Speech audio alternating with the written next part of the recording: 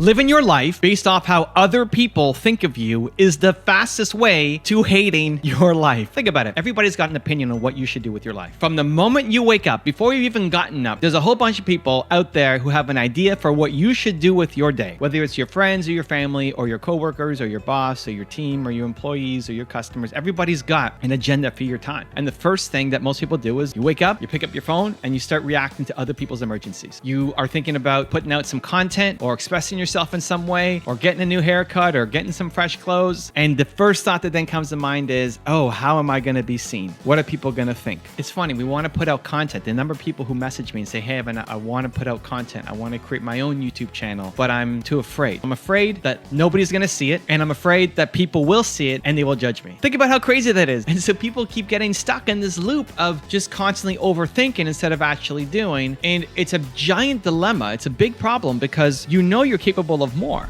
Need motivation? Watch the top 10 with Believe Nation. It's Nina Carmichael, and we make these videos probably because you're the most ambitious person in your circle. But you know you're capable of much more, and you need that push by surrounding yourself with the best. So today, let's learn from one of the best, my husband Evan Carmichael, and our take on his top 10 rules for success.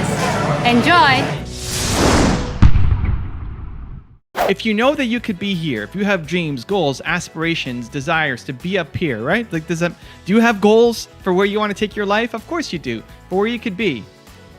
And the path to get there is filled with other people's opinions. The blocks of why you can't take the next step is because of how somebody might judge you. Because you're not actually that afraid of failing. You're afraid of failing and who will see you fail, right? You'll sing in the shower, but you won't sing on the street corner. What's the difference? Other people will see you.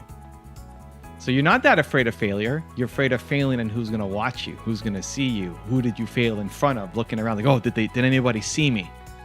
That's the problem. And so if you know you're capable of more and you're stuck down here and that's the only difference, you have to learn to start to break that pattern.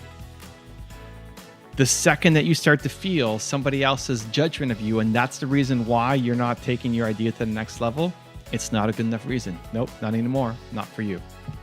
Let me share with you a couple tips of how you can take that concept and make it practical. Number one, trust your ideas. Trust your ideas. Trust that they came to you, the intention is good, right? Ask yourself, this idea that came to me, is the intention good?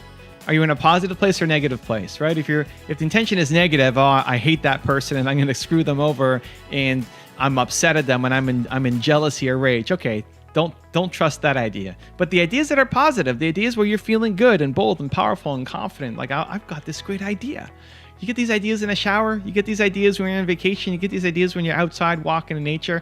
Those ideas, trust those ideas. Trust that they came to you for a reason. Stop overthinking them. Stop overjudging them. Stop trying to figure out how it's going to work out before you take some kind of action. Trust the ideas, period. It came to you. You are a genius. Therefore, it's a great idea. And start taking some kind of action on it. Step number 2. When you feel the burn of somebody's opinion on you, even if they haven't done it yet, you just feel the potential burn of somebody's opinion on it. Teach yourself to go do that thing. Do that thing just because. Even if it has nothing to do with your business or your goals, just because.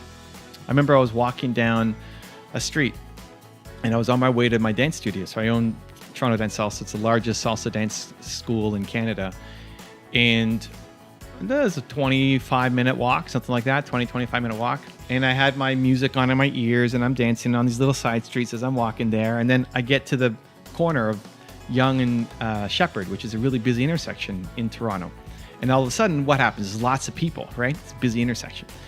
And what I noticed myself doing was I stopped dancing. I went from like big dancing on the street, walking down the street, let's go, to, just like a head bob, right? Just a head bob. And I caught it. I said, wait, what am I doing? I'm not living my life. I'm not having the fun that I should be having. I'm not playing big because... What? Because there's some random people around me? And as soon as I caught that, then I started dancing bigger. I said, put the music on louder, started dancing bigger right there in the corner, Yonge and Shepherd. And you know what? Most people didn't even care. Most people are like, hey, whatever, walk. They don't even look at you. Some people look and maybe they think it's the worst thing ever, or maybe it inspires them. Maybe they have a smile and they go off and make somebody else's day a little bit brighter.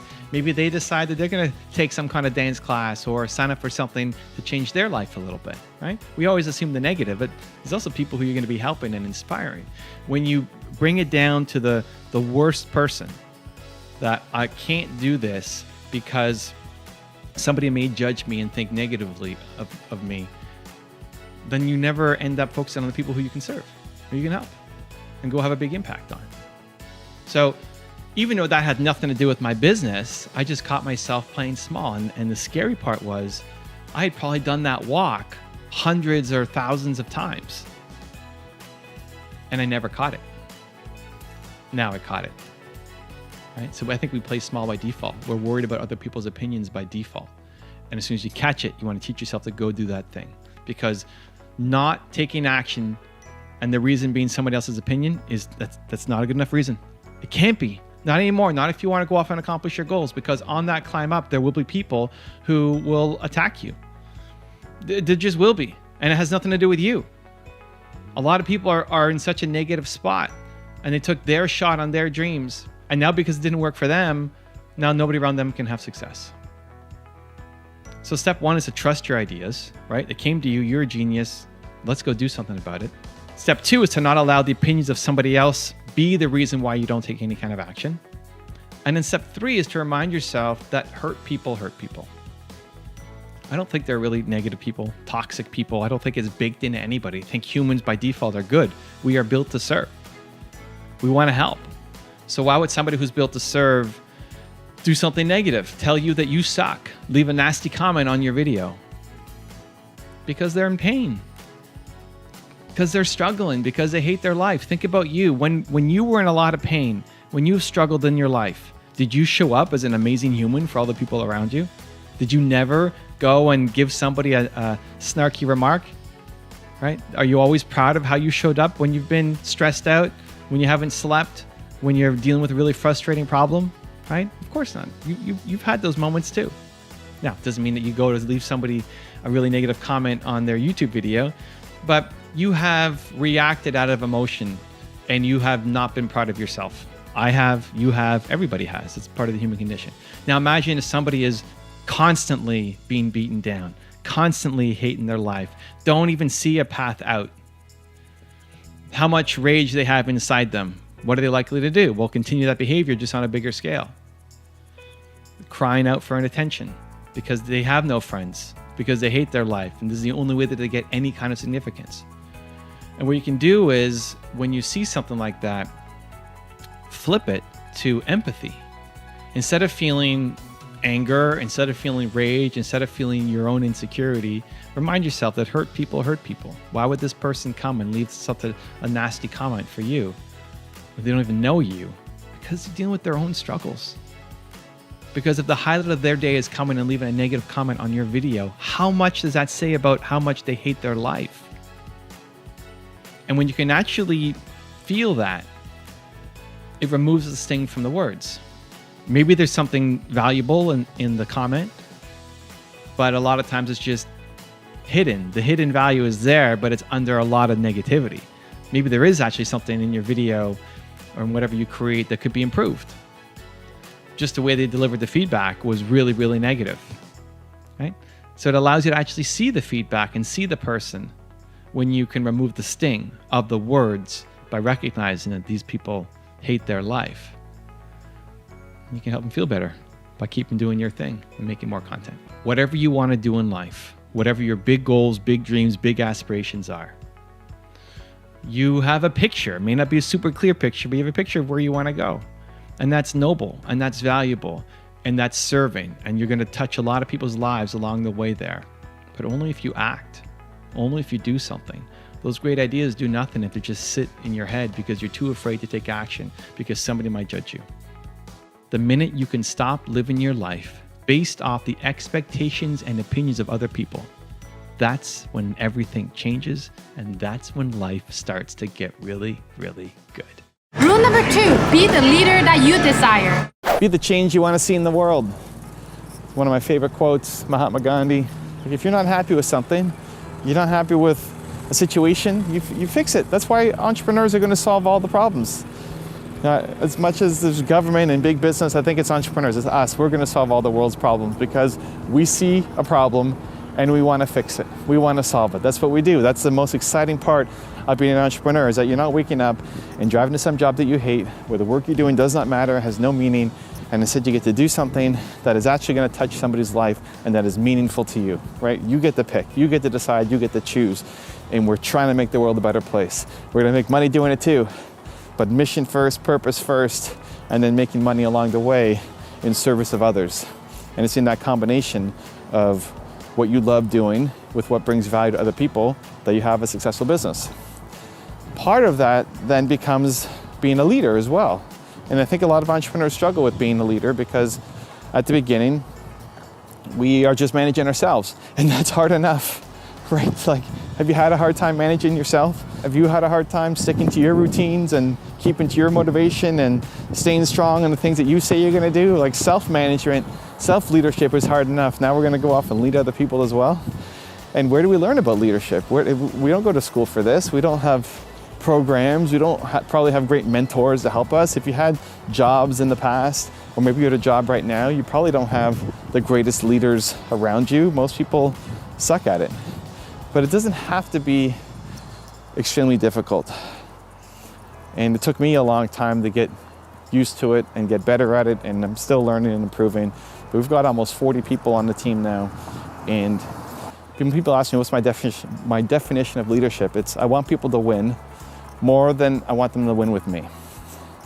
And so the key becomes wanting the humans that are on your team to win as humans more than you want them to win with you.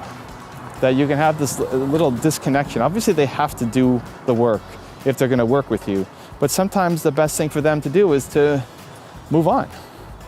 Not because they're not doing their job, but because it's the best thing for them. And so when I connect with the people on my team, it's always trying to figure out where do they want to go? What do they want to learn? What do they want to improve on? And I see everybody as running parallel paths with me. So the people around you, the people, even us right now, what we're doing right now, this is a parallel path. You've decided to watch this video. I decided to record this video, and we're sharing this moment in time. And maybe you never watch another Evan Carmichael video again. And maybe you end up watching all my videos and we end up being partners on some future business. Who knows? You know, we haven't seen you every day in the future. But as of right now, we're on this parallel path together.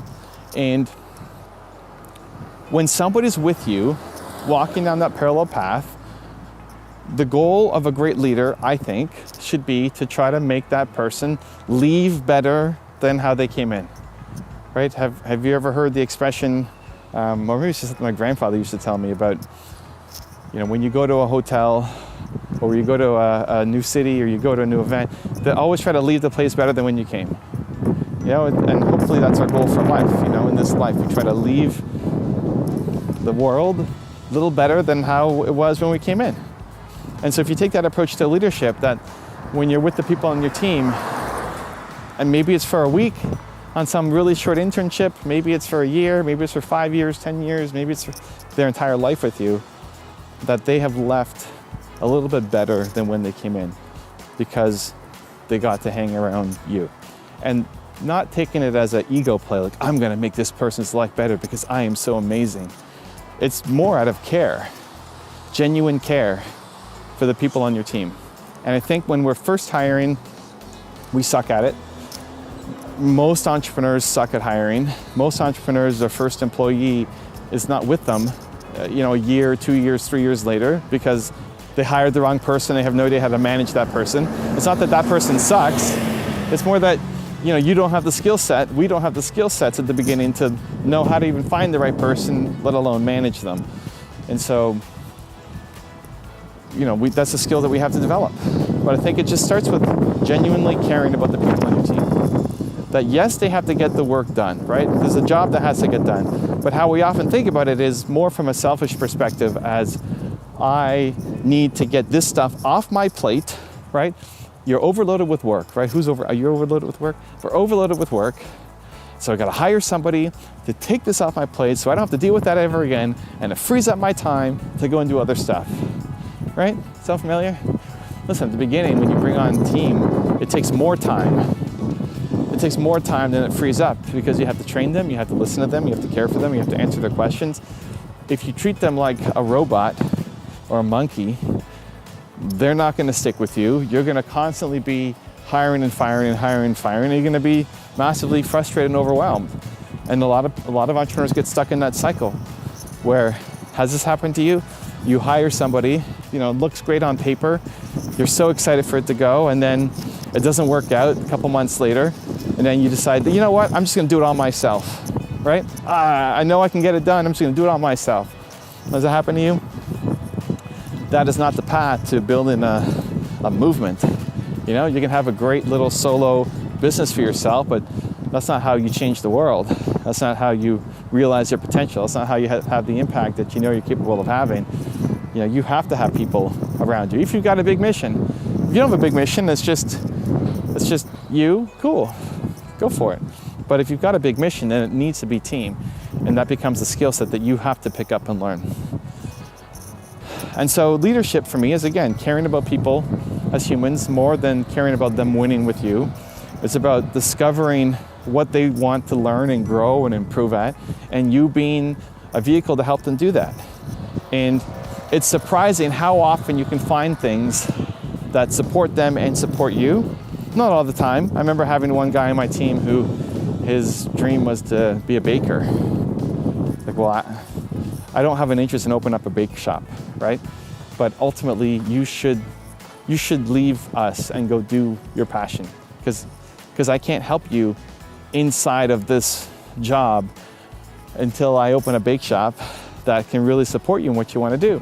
And so, even though he wanted to stay, he was staying more out of fear and insecurity than actually doing something that he was deeply passionate about. So I gave him till the end of the year. If it was, summer, so give him to the end of the year to, okay, as of the end of the year, you're out and you have to go find a job. I love you, but you have to go find something that is in line with your dream, because you staying here is safe and is actually squashing your dreams. You have to go do your thing. And so, he had to go and move on, and was appreciative for it and giving him time, not like, okay, you're fired next week. And then you have other people though, and usually you can find something inside of what they care about. So the amount of people who I've met on my team who then they want to learn graphic design, or they want to learn Photoshop, or they want to learn copywriting, or they want to learn how to come up with good titles, or they want to learn better communication skills, or they want to learn, they have their lists of like the things that they want to learn. It's like, cool, as long as there's something that we've got that can help you with that, some kind of program, some project, something that can also bring value to the company, then let's do it. Because when people are working on the things that they feel like they're growing in and they're learning in, they're gonna, it's just a good thing to do because it's from the heart, and when they feel connected to your heart, everybody's happier and more productive. But it's also just good business strategy. If you want to just put your XO business strategy hat on, it's great. This is how karma becomes practical. If somebody's engaged and they feel like they're learning and they're growing and they're improving, you're going to get the best of them, versus you have to feel bored and stuck and learning nothing new, right? That's what most people do in their jobs. And honestly, the bar for leadership is so low. It's so low. Most people wake up and drive to that job that they hate. So all you have to do, to be honest, to be their best boss is probably just to not be a bad boss. You don't have to be a great boss. You just have to not be a bad boss. You just have to treat somebody like a normal human being and actually have a little bit of care and compassion and curiosity to see them win in life. You do that, you're already probably their best boss of all time. I think that's a pretty low standard, but it's a great starting point to then be able to say, hey, no, I want this person to have come out of my organization, whether that's in a month or a year or 10 years from now, a better human because they were with us. And it's totally possible. It's just a mindset shift that these people are on your team because they have something to prove as well, and they want to learn. And it's not just about you saving your time and dumping stuff off of your plate and giving it to somebody else so it can be all delegate it away. It's that you are a leader and you care about people and you want to see them win. And you're responsible for making sure that they get pushed outside their comfort zone. You got a big mission inside you. It's a huge mission. And you can't do this alone. And you may not have the skills yet to be the leader that you want to be. Maybe not yet. But you've got a big heart. And honestly, that's the biggest skill that you ever need. Rule number 3, pursue continuous growth. If you're not happy right now, it's probably because you're not growing. Humans want to grow. We want to learn. We want to improve. We want to get better. We want to feel like we're making meaningful progress somewhere. And when we feel like we're learning and growing and the work that we do matters, we feel great, right? If you felt great when you learned a new skill, when you helped somebody out, when you felt that the work you were doing was meaningful, it felt amazing. But if you have too many days in a row where you feel like it's too hard, it's too big, you're not growing, you're not learning, there's no hope, that leads down a really dangerous and negative path, not where we want to be. And part of why we become entrepreneurs is because we want to grow, right? Because we don't want to have a crappy, boring job working for somebody else, wasting our talents away. I remember I didn't have that many jobs, but I had a landscaping job, which was super boring, just every day, just rolling out grass. And then I had a data entry job where this really turned me off of the corporate world, where I was doing the work of, we had 5 people on my team, and I was doing more work than all of the others combined. And I didn't take lunch breaks. I just kept working. And my boss wasn't happy that because I was overhead lighting gave me headaches. I used to have to bring in some snacks like food or popcorn or carrots or something so I didn't get crazy headaches. And my boss didn't like that I was eating a snack while I was working. And I got into trouble and almost got fired, even though I was doing more work than my entire team combined. And it just really turned me off of the corporate world to realize, hey, this doesn't make any sense. I wasn't growing. I wasn't learning. I wasn't improving. And so you can examine your own life. If you feel like you're in a rut, chances are you haven't learned anything recently. And so we can plan for this. You can change your schedule so that you can focus on learning. You can put it into your daily calendar. And this is where I think it becomes the greatest benefit, my greatest tactic or strategy for you, for myself, is schedule in learning, schedule in growing. So for me, it's my own videos. I make these videos hopefully for you, that you learn and improve and something sparks for you, but I make them for me. I make them for me because I need it, because I need to be around people who are doing big things. And that I know that every day there's a video for me. It's going to be positive, it's going to be uplifting, it's going to spread belief, it's going to be motivational or inspiring, it's going to be tactical. And I know that on my channel, I'm going to get content that I want. And so I've hired a whole team and built a whole business basically around making content that I want to watch. And thankfully, enough of you guys want to watch it as well, that I can build a business and have a team. But if I didn't, or nobody else cared about it, I would still do it for me. It may not be as fancy, it may not have as much intros and all that stuff, but I would still have it for me because I need it. And so we tend to catch these things too late because it's not part of our habits and routines. So if you notice, you go to an event or you watch a video and you get all inspired and you got energy and you're working and things are amazing, cool, and then have weeks or months gone by and you realize, what happened to me? How did I fall off the horse so quickly? Where did my energy go? Has that happened to you? Chances are it's because it wasn't scheduled. Part of the entrepreneur roller coaster is because we're bouncing from one high to the next without having any scheduled in learning and growth. And so my challenge to you would be to try to figure out how can we schedule in learning and growing every day. And so it starts with figuring out, okay, what medium do you like the most? For me, I like videos. I like being able to see stuff. It just makes it so much easier for me. I'm a visual learner. Before YouTube was a thing, I learned from books. That was the best thing available at the time. Now, I still have a habit of reading 10 pages at least a night, but I don't get most of my learning from books. I get most of my learning from videos. But for you, maybe it's videos. If you're watching this, maybe it's books, maybe it's podcasts, something. Like, where do you get the best learning? And then the great thing about where we are right now is there's so much content, there's so many people to learn from, there's so many people creating things out there that you can go and learn from them.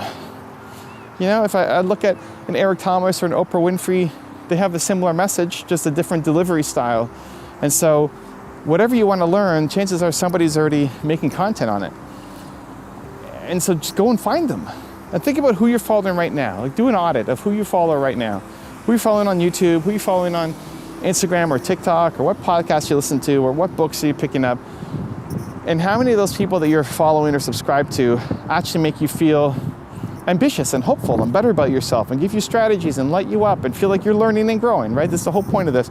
We're trying to make growing and learning a consistent habit.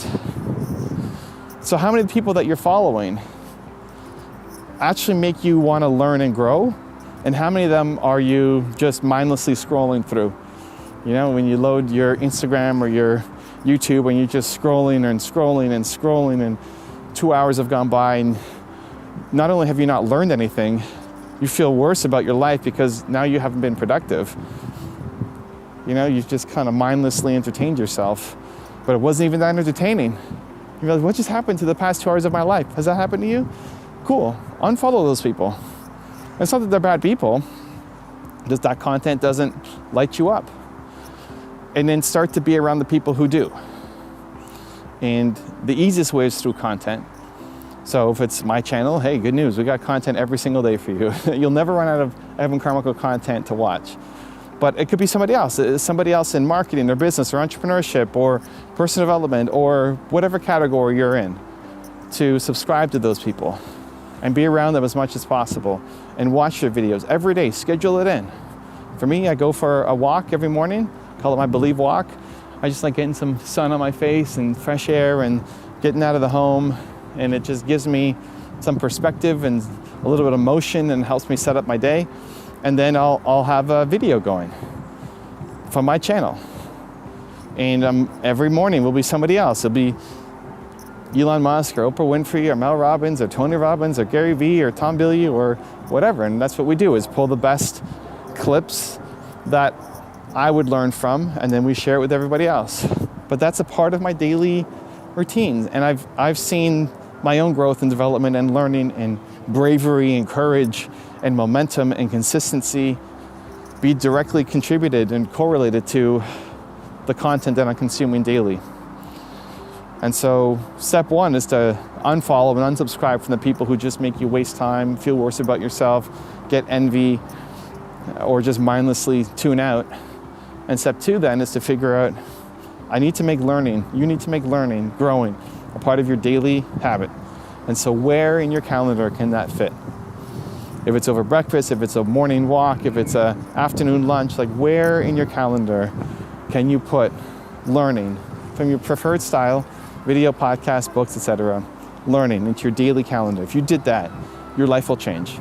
If you did that every day for the next year, every day, if you did that, if you scheduled that in and you actually did it, and you watched a video, read a book, or listened to a podcast that inspired you, said, you know what, I can do this, I can do more, I can be more, I can accomplish this, I gotta stop thinking small and stop doubting myself and stop telling myself that I suck and I can't do it.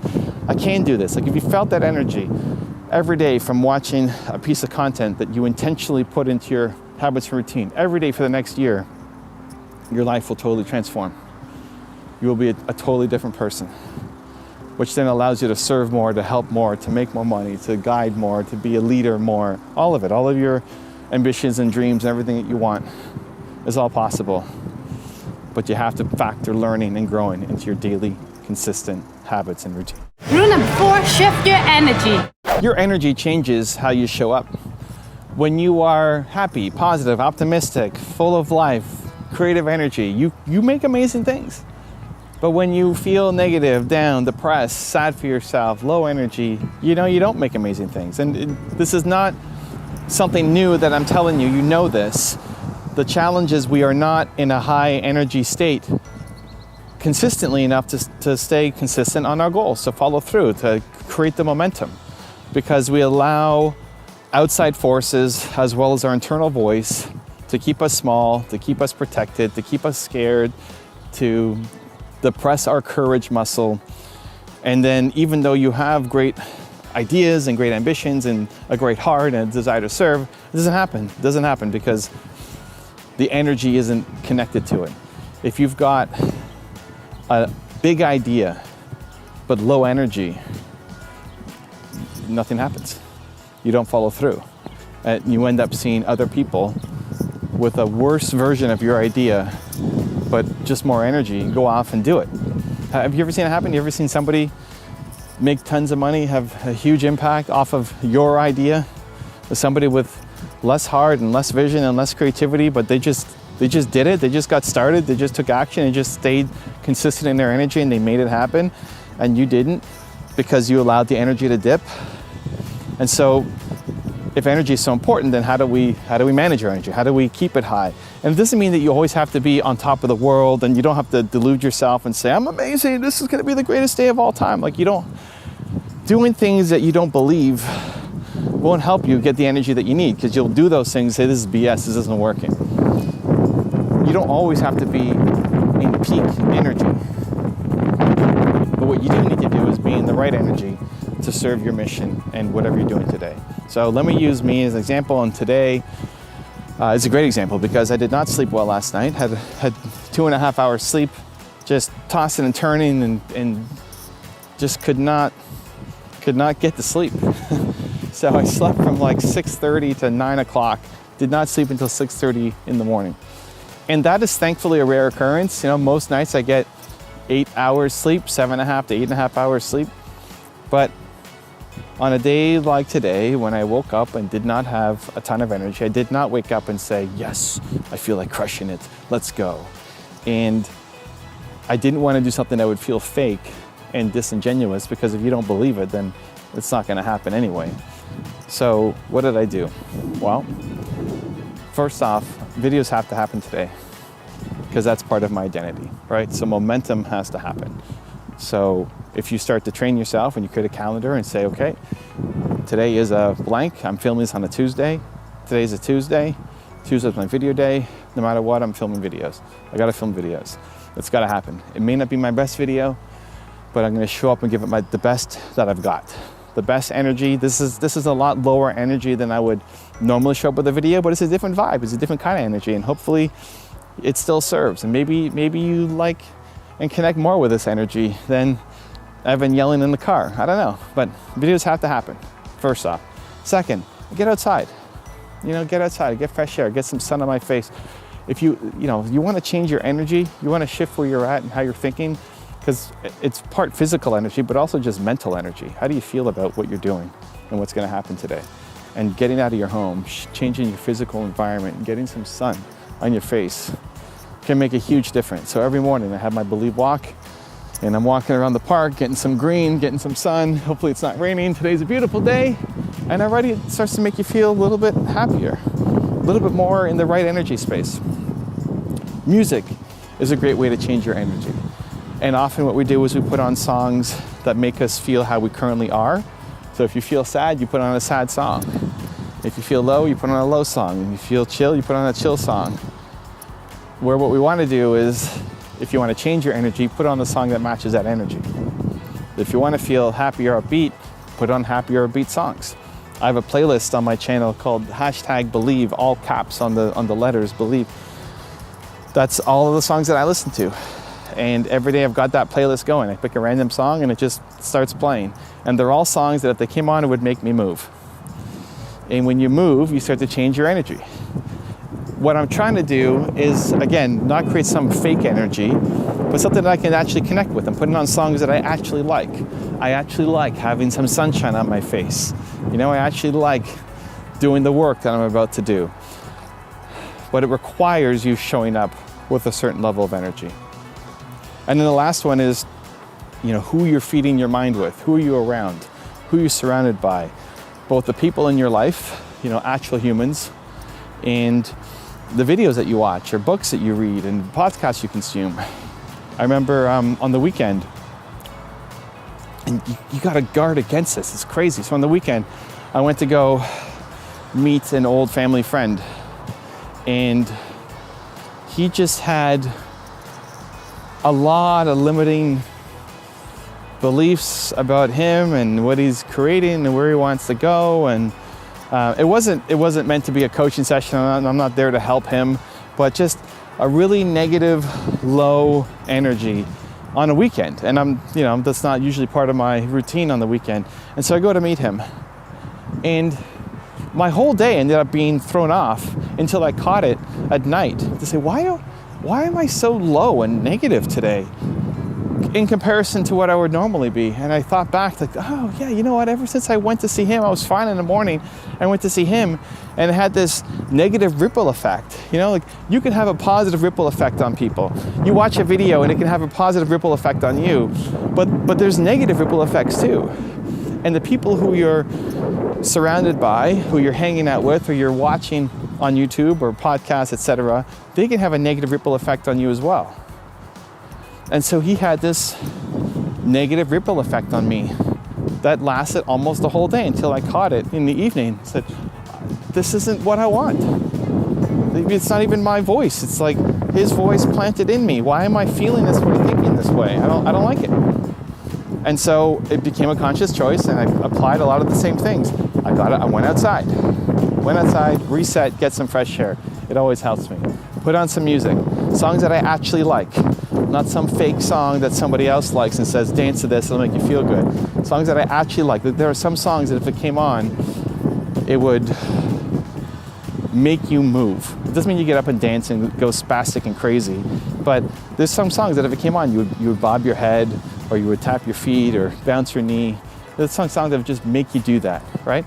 So put on one of those songs. It would naturally make you feel happier. So I did that too.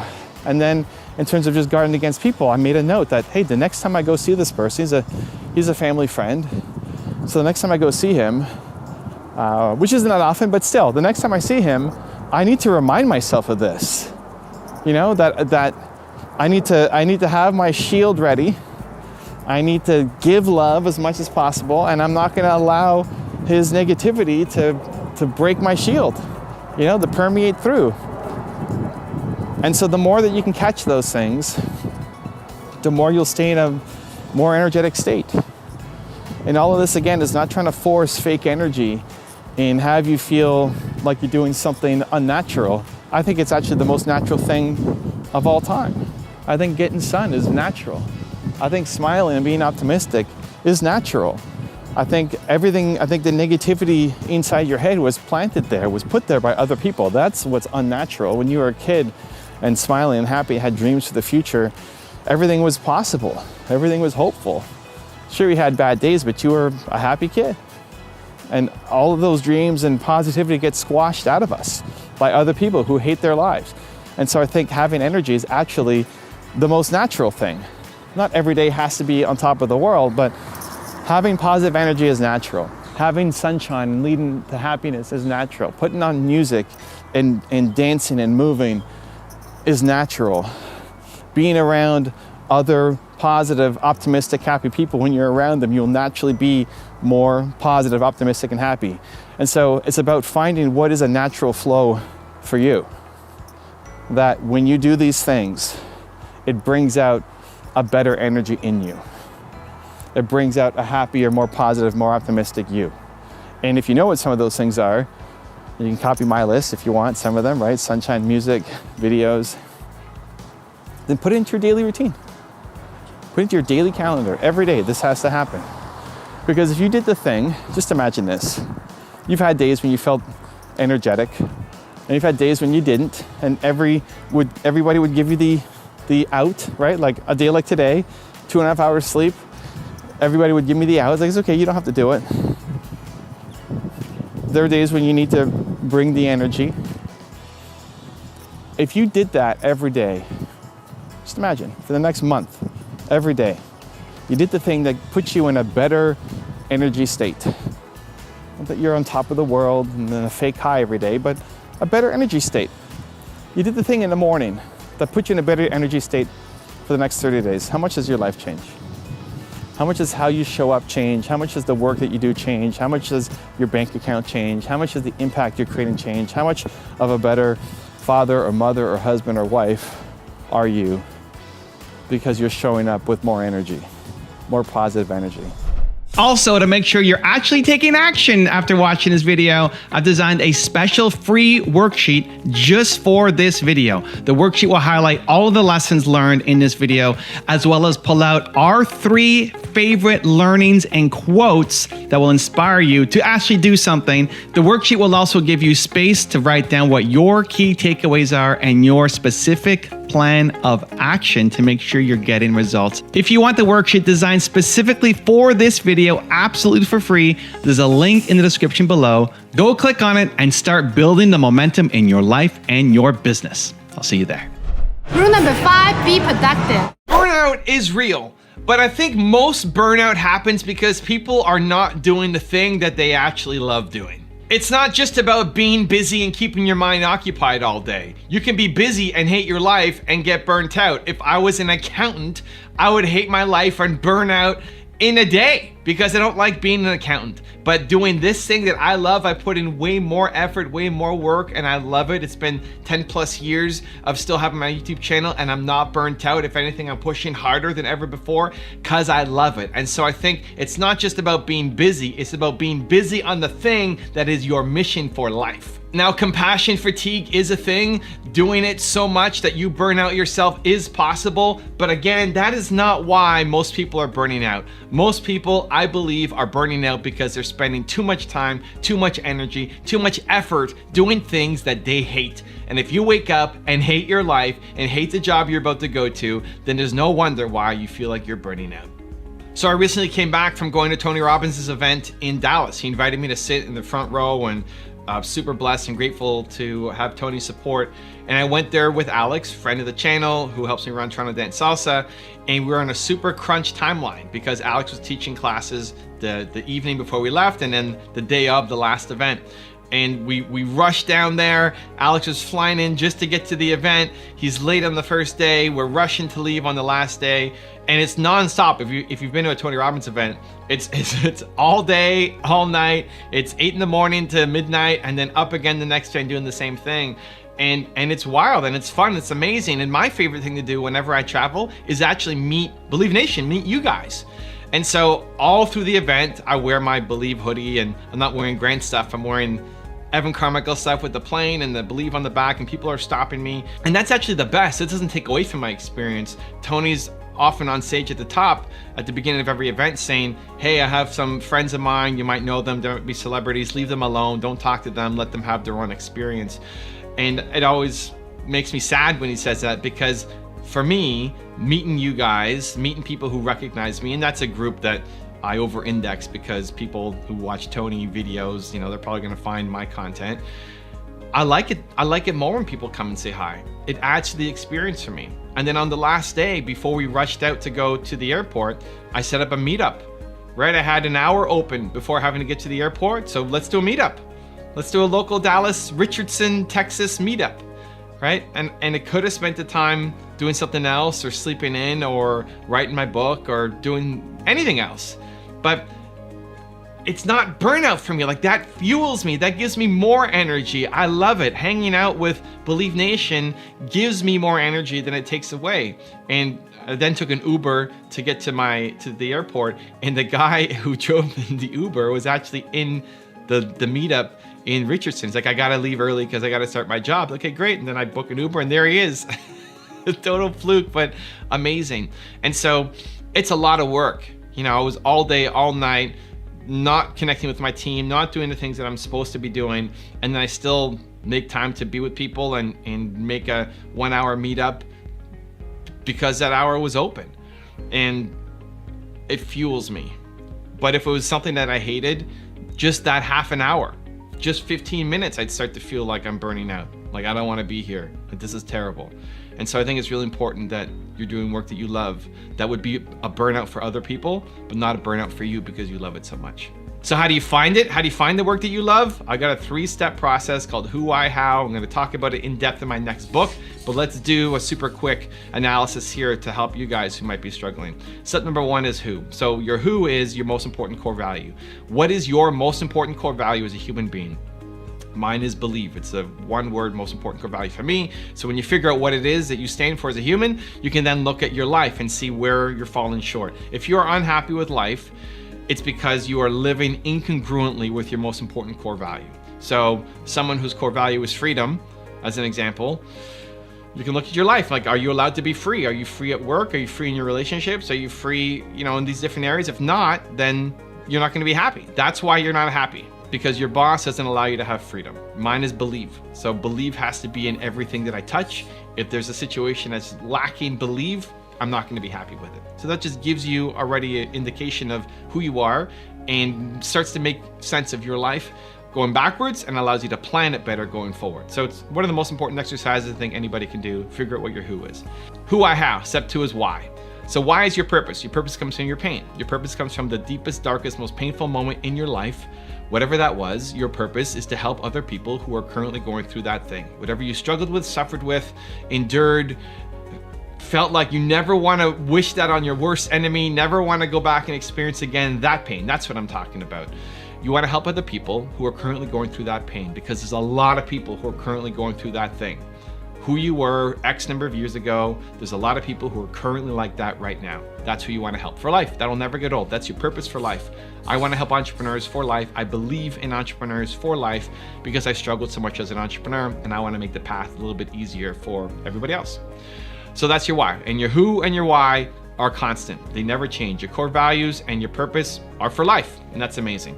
The last step is how. Who, why, how. How is your passion. How is how you got out of the pain that you're in. So you struggled with something. How did you get out of it? You may not be fully out of it. Maybe you're still on your journey out of it, but you're further ahead than you used to be. How did you get out of it? Did you read books? Did you watch videos? Did you meditate? Did you walk your dogs? Did you listen to music? Like, how did you get out of it? How did you get out of it? And that is a recipe that you can teach other people. How you got out of it was not some random one-off situation. You can teach other people. So I struggled a lot with my business. I felt worthless as a human. I wanted to quit. I told my partner that I quit. How I got out of it was modeling success. I looked at Bill Gates, how he started Microsoft, and I applied those strategies to my business, and we started to see some success. 20 years later, what am I doing? Still modeling success. Right? I want to learn from Grant. I want to learn from Steve. I want to learn from Kanye. I want to learn from these people. It's why I keep creating this content. How I got out of it was studying success, and now I teach other people how to study success. Right? How you actually go about doing it may change. When I first started doing it 20 years ago, it was through books. Right? Now it's through videos. And in 10 years, 20 years, it's going to be through VR and a bunch of other technologies that I'm sure are coming. But the how you got out is a teachable recipe that you can give to other people. So if you're struggling with burnout and you think it's because you don't love the work that you're doing, and you know that you're destined for something greater, that you do have Michael Jordan level talent at something, but you don't know what it is and you want to figure it out, figure it out. This is the process. This is the easiest process I know of to get there. Figure out your who, your one word most important core value. Figure out your why, your purpose comes from your pain, and figure out your how, which is your passion, how you got out of it. You can teach other people, and that will set you up for an amazing life with hopefully very little burnout and definitely a lot of purpose. Number 6, don't hold yourself back. Most entrepreneurs never win on social media because you're not focused. You post everywhere, every now and then, with content that is below what you're capable of making. Chances are you wouldn't even subscribe to you on your own channels if you weren't you. If you wouldn't subscribe to you, you can't expect others to subscribe to you either. We're gonna fix that in this video. So I make all my content for me. I want to spread more belief in myself, and in doing that, I then share it with the world. And thankfully you guys watch it, you guys enjoy it, and I can build a business off of it. But even if nobody else liked it, I'd be making it just for myself so that I had the content, because this is my own personal development, professional growth series. And so I love learning from Gary. I love being around Gary. I love being around Steve. And well, we don't have a lot of content on AP Giannini, but I love being around, well, my parents don't have a YouTube channel either. Howard Schultz, Kanye West. I love being around more successful people, mission-driven entrepreneurs who are trying to make a change in the world. When I'm around it, it pulls me up. It makes me want to do bigger things. And so I'm inspired by my own content. When I'm going to Instagram and I'm posting a story, part of my morning routine every morning is I post a story. If you see the black and white pictures, that's the current iteration right now. I'll take a picture of myself and I'll have a message on top of it. It'll say the day and then a message. That's a message for me. It's a message that I need to remind myself of. So just before doing the picture, I'll think, what do I need to do? It's not even about sharing. It's about, what do I want from myself? What do I need to remind myself of today? Right? What do I need to remind myself of today so that I show up, that I step up, that I don't coast, that I don't just take it easy, that I live to my potential today, right? Today matters. And so I'll make that message and share it. And then hopefully it touches and inspires other people as well. That's what's missing from so many people who are creating content. You're creating content that is, one, way too self-promotional. You're creating content that it barely speaks to yourself. And you're just posting it and you feel crushed under the weight of having to manage all these different social media accounts and none of them doing well. And then you ask, why am I not growing? And why am I not getting followers? And why am I not getting the results that I need? So I'm a big believer in being able to have the accounts everywhere, but not actually being consistently posting everywhere, because I'd actually rather have you focus on one platform at a time, make it amazing, make it crush, start winning there before you expand and build a team and go to the other platforms. But at the core is you have to be posting content, whether it's videos, written, podcasts, right, audio, whatever the format is, you have to be posting content that you're proud of. You have to be posting content just like any other product or service. If you're selling a product or service, you want to be able to recommend it to your mom. If she had that problem, if she needed your product or service, you would recommend it to her because you believe in it so much, right? You have to believe in what you're doing. You have to believe in what you're making. Not just because my one word is believe, but because it's actually important. So would you follow you? Are you proud of the work that you're putting up? Even though you know you're capable of more, yes, great, but are you proud of what you made? Was what you posted today the best of what you could do right now, given your current capabilities, resources, and skill set? Yes, awesome, keep going. No, work it, work harder. Today, show up. Rule number 7, believe. You've got a great idea. You know it can change the world. You know it could have a big impact. You know it could change the fortunes of yourself, your family, the people around you. You've got a great idea. You know it can work. You know it can work. The problem is you don't know if it can work for you. You believe in the idea, but you don't believe in yourself.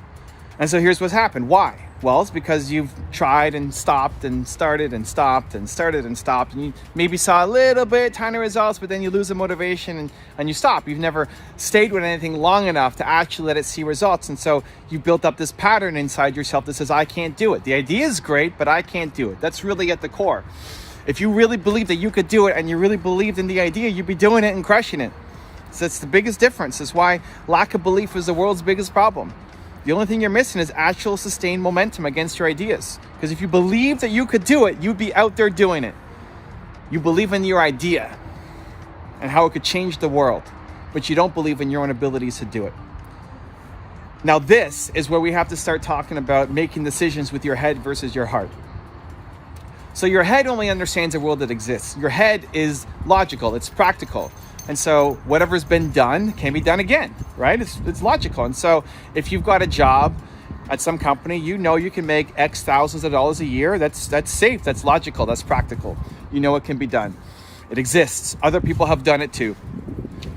You compound that with people telling you to do the safe thing, right? Go get a job, go take the safe path, go take the safe route. And so there's a lot of outside forces, especially fear generated, that keep you on a small path, keep you on the safe path. And it's not necessarily wrong. It's not malicious. They're not trying to hurt you. It's just fear-based, and so it's small. You never create amazing things when you're living in a fear-based state. And that's what you're doing when you make big decisions with your head. Because your head only understands a practical world that currently exists. Now your heart's a different story. Your heart can create something that's never existed before. Your heart is where all the artists live, all the game changers live, all the people who end up making massive change in the world, that's where they live. They're creating something new. They say, I see something that other people don't see, and I can go create it. That's heart. You're creating something that hasn't existed before. That doesn't make sense. That's not logical. That's not practical. There's nothing to tell you that this could work, but you feel that it can work. That's where I know you guys are at. If you're watching this channel, you're watching this video, That's where I know you're at. The problem is living inside your head instead of living inside your heart. So what happens is you'll have some days where you're living in your heart. You'll have some days where you feel bold, motivated, excited, feeling like you're capable. Like maybe you could actually do this. You'll have some days. I'm gonna switch my hand. My hand's getting tired of holding the video. You'll have some days where you'll actually feel that way. Like maybe I could be the person. I am bold. Maybe you watch a video, maybe you just wake up and you get inspired, you had a great dream, something happens, and you have this moment where you just feel bold, powerful, unstoppable, and say, today's my day, I'm gonna go off and do it and crush it, right? We've all had those moments. But then you wake up the next day and you're back to being in your head, telling yourself, I can't do this, I didn't go to school for this, I don't have the money for this, I don't have the talent for this, I'm not good enough for this, I'm not brave enough or courageous enough for this, right? That's all your head talking to yourself. When you haven't fully decided on something big, what ends up happening is your head and your heart fight. So if you haven't fully decided that you want to start this business, that you want to hit your 10 million subscribers on YouTube, that you want to fill in a blank, your big, crazy, ambitious goal, when you haven't fully decided on it, your head and your heart are going to fight. They should fight. Because it's not logical, it's not safe, it's not practical. If it was, it wouldn't be a big idea. Your big, amazing, bold ideas are not logical, they're not practical, and they're not safe. And so your head is always gonna say, whoa, whoa, whoa, slow down, this is scary. And most of the time you're gonna listen to your head, and the people around you will tell you listen to your head. What you need to do is fully decide. What you need to do is decide that this is going to happen, that it's not an option anymore, that there's no maybe I'll do it, maybe I won't. Your heart has to decide the big decisions in your life. Should you go move to that other country or other city? Should you go marry that person or not? Should you go take that job or not? Should you go start that business or not? Big decisions with your heart. And then you use your head to help you figure out the how. I always find it so funny when people are thinking, well, should I do that business or not? Or should I marry that person or not? And they make a list, you make a checklist, and you write down pros and cons, right? Never make a decision that's big in your life based off of objective pros and cons, because you're making it using the wrong part of your body. Because you might really love somebody and you come up with all these lists and you got 80 cons on that list and only one pro. Or maybe that one pro is all you need. Same thing with the business. There's a million reasons why your business is not going to work out. You sit there and make a list of pros and cons. There should be way more cons. There's a million reasons why you're not going to win and 8 why you will. And the people who go off and win only focus on the 8. Making a list of pros and cons to help you make big decisions in life is one of the stupidest things you can do. Straight up. Now, your head is very important. Your head helps you accomplish your goals, but only once your heart's decided. So your heart allows you to make the big decisions. I want this to happen in my life. No negotiation, this is going to happen. And then from there, you use your head to figure out how to do it. Right? Once your head is not fighting your heart, once your head has understood, oh, he's serious, she's serious. Okay, crap, how do we actually make this happen now? That's when you use your head, because you're a smart person and you need your head aligned to help you accomplish your big goals. So if I want to go off and build my YouTube channel and get 10 million subscribers, that's happening. When I first started YouTube 11 years ago, there was no educational content. There were no 15-minute videos on YouTube. It was all memes and stupid videos and cats and just not this at all. And it took me too long to listen to my heart, quite frankly. You know, I loved it, and so I kept doing it. And you know, pat on my own back for myself is that thankfully I kept going. I wasn't as consistent as I am now, but I kept going. I didn't give up, even though there were no signs that I would have success, right? My first video got 3 comments in 1 year, and one was my mom, one was my sister, and one was some random dude. I wasn't getting traction. I was still looking back at some of my old videos yesterday, and a lot of them, no comments, right? Like one video, 35 views, 0 comments. Man, I guess I spent a lot of time making that video. And so I kept going because there was something inside me that said, I need to keep doing this. I wish I kept going faster. And it's my wish for you too, right now, with your business, with your idea, with your crazy goals. I wish you keep going, but I wish you go faster on it. That you decide with your heart to say, I am making this happen. And you say, head, listen to me. We're making this happen. Now you're the smart one. Help me figure out how to actually do it. So to get to my 10 million subscribers, how do I do it? And every day I'm using my brain to help me do it. And hopefully you are too. When your head and your heart are fighting, when your goals, your ambitions, your dreams are fighting every day what you think is practical, logical, possible, you're just gonna be stuck. Very slow growth, very slow momentum, knowing you're capable of more, but just stuck because you're fighting yourself. The biggest problem is you're just fighting yourself. But when you can let go, when you can say, my heart is gonna help me make the big decisions in my life, and my head's gonna help me figure out how, magical things start to happen. And that's my wish for you. Rule number 8, flip the switch. You can choose at any moment positivity. You can choose at any moment gratitude. You can choose at any moment service. You can choose to change your mindset in an instant if you wanted to.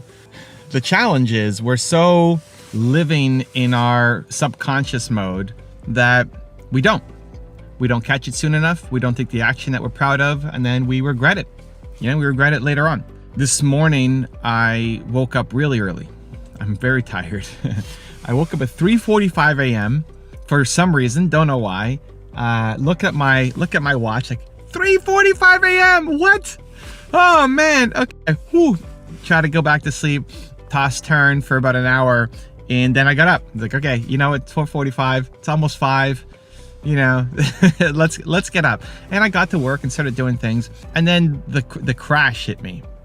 The crash hit me, just not enough sleep. And everything inside me wanted to shut down. I wanted to just take a complete break, not do my walk in the morning, not take the dogs out. Well, the dogs have to go out, but not do my routine, not do any of my usual stuff, not record videos. Today's a Tuesday when I record, it's video recording day. And it's in these moments, those trying times, that you have to decide who you want to be. You have to decide if you want to choose to be positive, choose to live in gratitude, choose to live in productivity, choose to live in service, or not. What would the future you think of your actions right now? And I think 95% of the time, the answer is to push a little harder. Move the brake line forward, right? Where you would normally take a break, move that forward just a little bit. Move the brake line forward a touch. And 5% of the time, you have to be more gentle on yourself.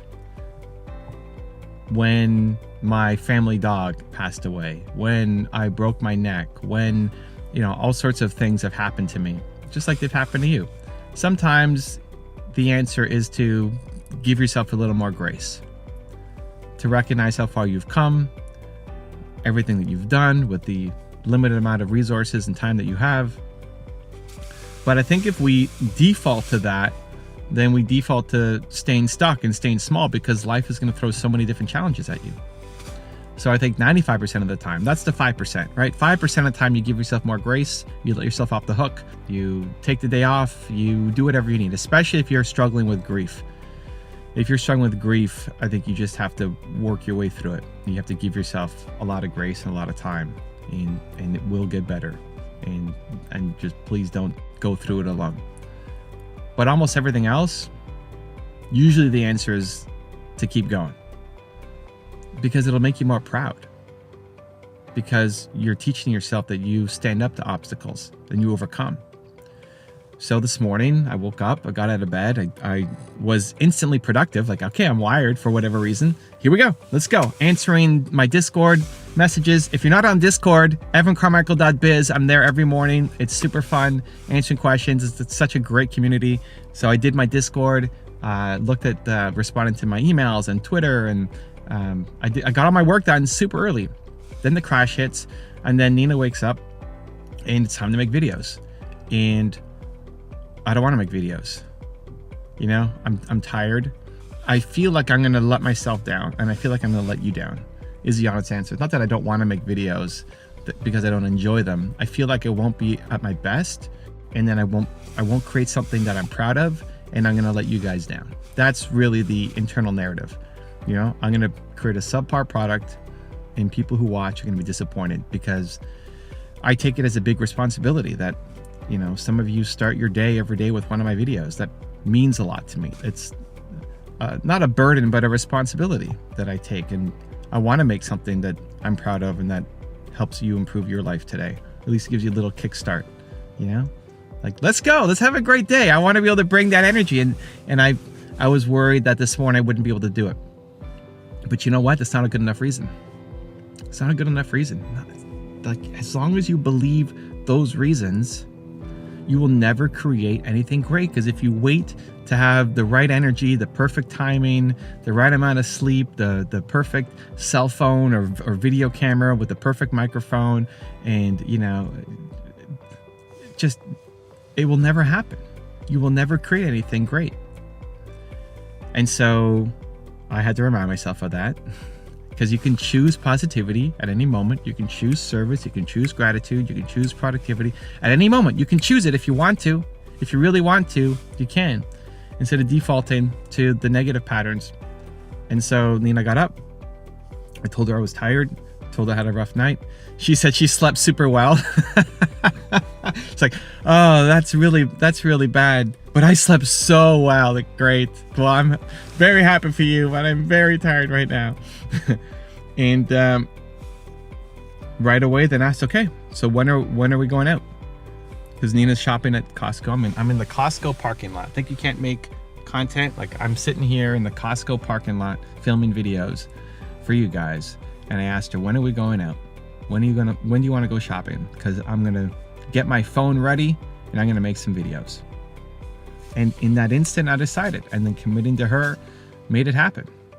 And here I am in the car making the videos happen. And hopefully there's something good and I'm not disappointing you guys, but I'm making myself proud at the very least. When you show up when the world's against you, or when you've had a rough day, or when you don't feel like it, or when you got a nasty comment, or you're in a weird mood for whatever reason, you still show up. Like, when it's hard and you still show up, that's when you build the most self-love and self-belief, self-confidence. That's where it comes from, doing difficult things.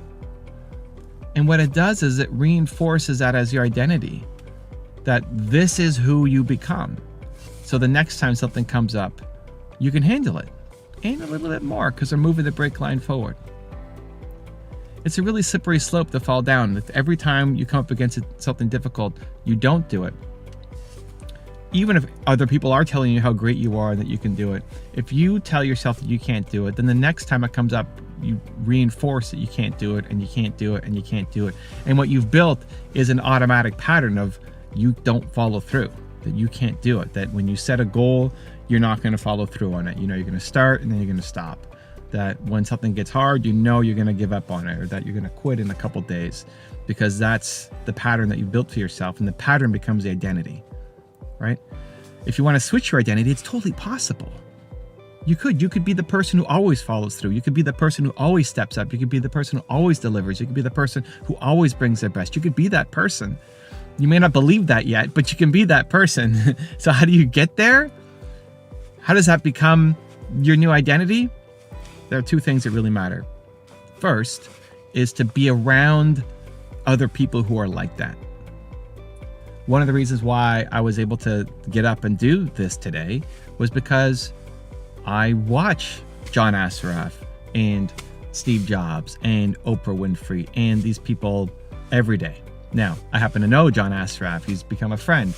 I don't know Steve Jobs or Oprah Winfrey. I don't know Oprah yet, so we'll see. Steve, I've missed my chance. But hanging around them, even if it's virtually, even if you don't know who John, you can't call him up and ask him a question, or you can't call up Oprah, great. You can still learn from them. You can still be around them. And the more that you see other people doing things, the more you want to go do it yourself. Have you ever been to a movie and you got inspired and you see somebody win the race? You're like, yeah, the underdog. I love the underdog stories. You ever see an underdog go off and win? And then it makes you want to go, not run a race, but do your thing. Like, you ever been inspired by somebody else's overcoming of obstacles story? Right? So it's the same thing. If you're around successful people and you see how they're doing it, and you see how they rise up against the obstacles in their life, it gives you encouragement and hope and belief that you can too. Where most of the people that we're surrounded by are already giving up. They're not even trying. They gave up years ago, right? And so when we're at our weakest moments, when we're around people or consuming content that reinforces our negative beliefs, the people say, okay, yeah, just take a break. Yeah, don't do this. You weren't meant to do this anyway. Like, why did you think you could ever do this? Just go and play a computer game, or just go and watch some, trash TV, right? Just go and get distracted for the day. Pretend like you're doing stuff, but you're not doing anything that's going to make you proud, right? Just scroll through Instagram all day like everybody else, right? When you're around that, then it's so easy for you to fall down that rabbit hole when you're not at your A game. So you can manufacture it by being around the people. Again, if you don't know them personally, then just in your environment, from the videos you watch. It's why I make this content, that I can introduce you to people and keep bringing you ideas and belief that hopefully inspires you daily to lift you up when you might be having a rough day. So that's step one. Step two is you have to then do something. People say motivation doesn't last. Well, that's true, but the point of motivation isn't for it to last. The point of motivation is to give you the courage to go do the thing. So I'm waking up this morning early, right? Nina's still sleeping. She wakes up. But before she wakes up, while I'm doing my work, while I'm hanging out in Discord, first the Discord's super fun. I'm connecting with entrepreneurs. And so it's already getting me in a good mood. And then I started watching videos from my own top 10 channel. So as I'm working, I've got, who did I listen to today? I had Bill Gates on. We had Jeff Bezos on. I had an old Richard Branson one on. And their voices are in my head as I'm working. And so then when Nina gets up, it's like, okay, let's go to work. Because I had Richard Branson and Jeff Bezos and Bill Gates in my ear this morning, right? And I don't know any of them personally. And so you can do that too, right? But the whole point of that motivation is then to give you the courage to go act. So by listening to them in the morning, listening to them is not enough, right? That's not enough. You got all inspired and motivated to not do anything. Listen to them then gave me the boldness to say, Evan, you need to make videos today. You said you're going to do it. Let's go do it. I know you're afraid of disappointing people. You're going to make it the best you can. Let's go. Because I imagine, what would Bill Gates tell me? Or what would Jeff Bezos tell me? What would Richard Branson tell me? They tell me something like that. I think. I hope. I don't think they're going to say, you know what? Just quit. Probably not, right? And then that got me to go out. And now I'm here and I'm making the content. I'm doing the thing. So it's the motivation that you need to inject into yourself plus the action. And when you do that enough, you start to build the new habit. So instead of the pattern being, I don't follow through, I always quit, I always get up, you start to build a new pattern that says, I rise to the occasion. I overcome these obstacles. I defeat that little voice inside my head. I call it the little man. I beat the little man. Right? And when you do that consistently, then that becomes your new default pattern. That the next challenge that comes in, you say, okay, let's go. What's next? I'm ready. I want the next mountain. Let's go climbing, right? So it's totally possible, but it starts with the belief that at any point you can choose positivity. At any point you can choose gratitude. At any point you can choose service. No matter what's going on in your life right now, there are millions of people who have it way worse than you. And you can choose the light, and you can choose to help, and you can choose to inspire. And doing that will not only serve the world, but make you a lot more proud of yourself too. Rule number 9, stay truly present. The key to enjoying your life is being present. The key to focusing is being present. The key to feeling like you're valuable and what you do matters is being present. Being present is at the core to a lot of great things, but a lot of people really struggle to stay present because what are you doing? Most people spend most of their time either thinking about the past or thinking about the future, and not even in a positive way. You spend time thinking about the past, living in regret of all the things that you could have done, you could have said, you should have done, you should have said. I wish I did that. I wish that video I made didn't suck. I wish. Why didn't I? And we beat ourselves up. Does that sound familiar? Is that you? Maybe even a little bit. or we spend our time being anxious about the future. I think as entrepreneurs, we get excited about the future, where we could go and what we could build, and that's the fun daydreaming part. But a lot of thinking about the future is stress-inducing. It's anxiety. It's worrying about what could go wrong, all the millions of things that could go wrong, that may never go wrong, but we're still worried about them, right? Again, does that sound somewhat familiar?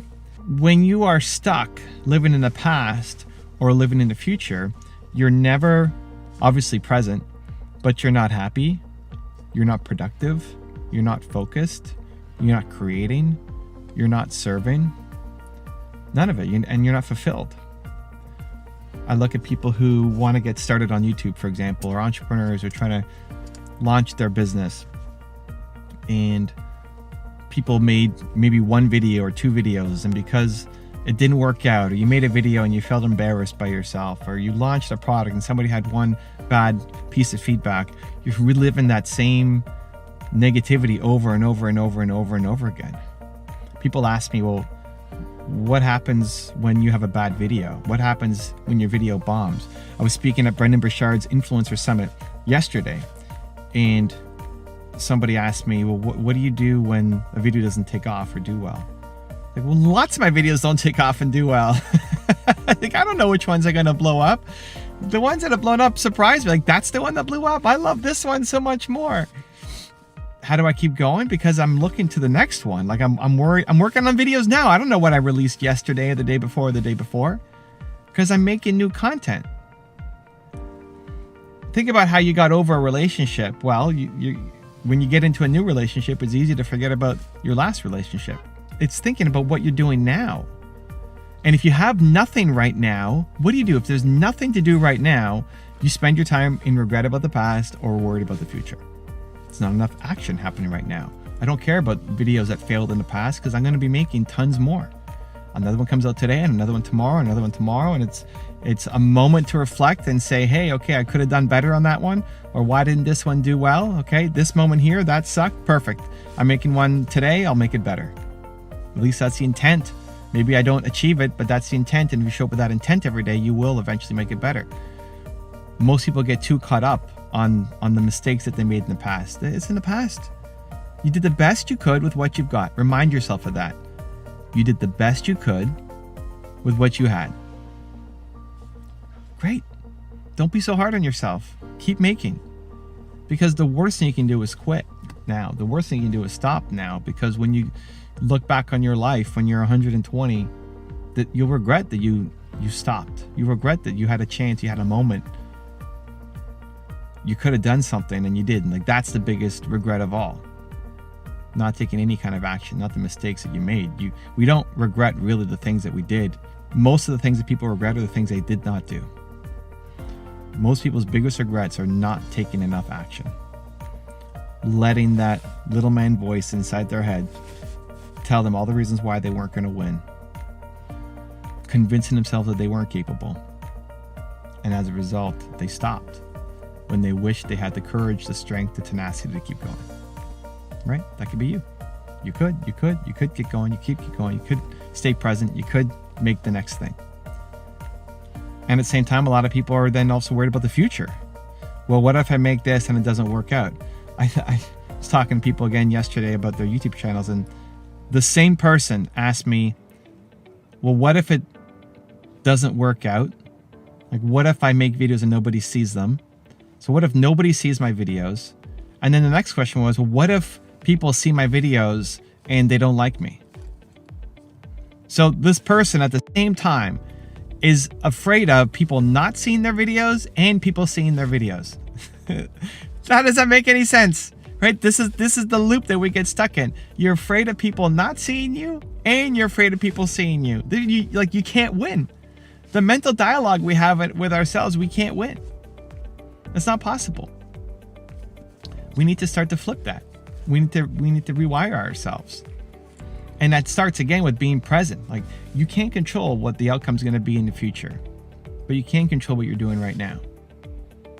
If you can switch so that you are mostly present, not really thinking about the past unless it's gratitude, right? If you can flip the regret of the past to gratitude, right?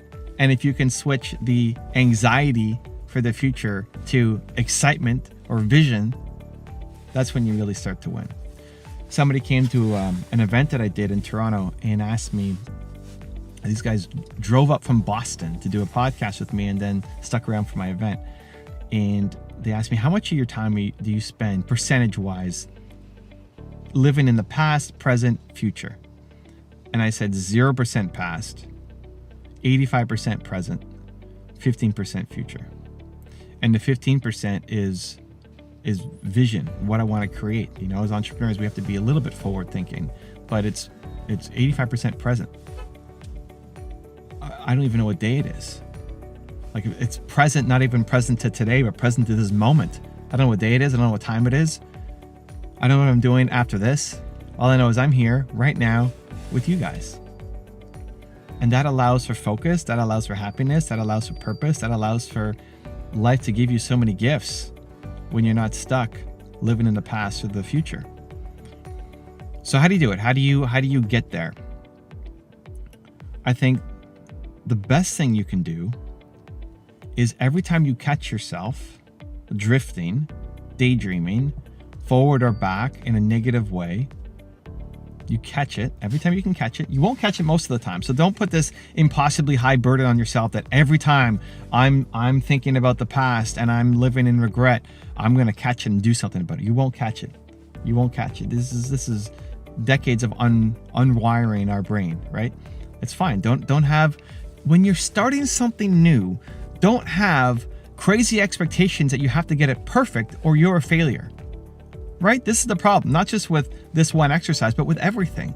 Don't expect to be great out of the gate. You won't. You're just starting. You're at the beginning. Why do you think you're going to be fantastic? And because the first time it doesn't work out perfectly, then we quit. That is not how it works. Right? You need to expect to suck at the beginning. That's okay. That's how you learn something. Every time you can catch yourself drifting, you're living in the past in regret or future being stressed out, just try to bring it back to right now. Just bring it back to the present and focus on anything. Focus on a physical object. I could focus on my coffee. Like, how can you get present right now? You can focus on the coffee. Wow, look at this coffee cup. You know, it's tall, it's red. I'm grateful for the beverage inside here. I like that they have the sleeve. Ooh, it's got a maple leaf on it, right? Like, this is all, I'm being present right now with the cup of coffee. It is warm. I can feel the sensation on my hands. I can taste it in my mouth, right?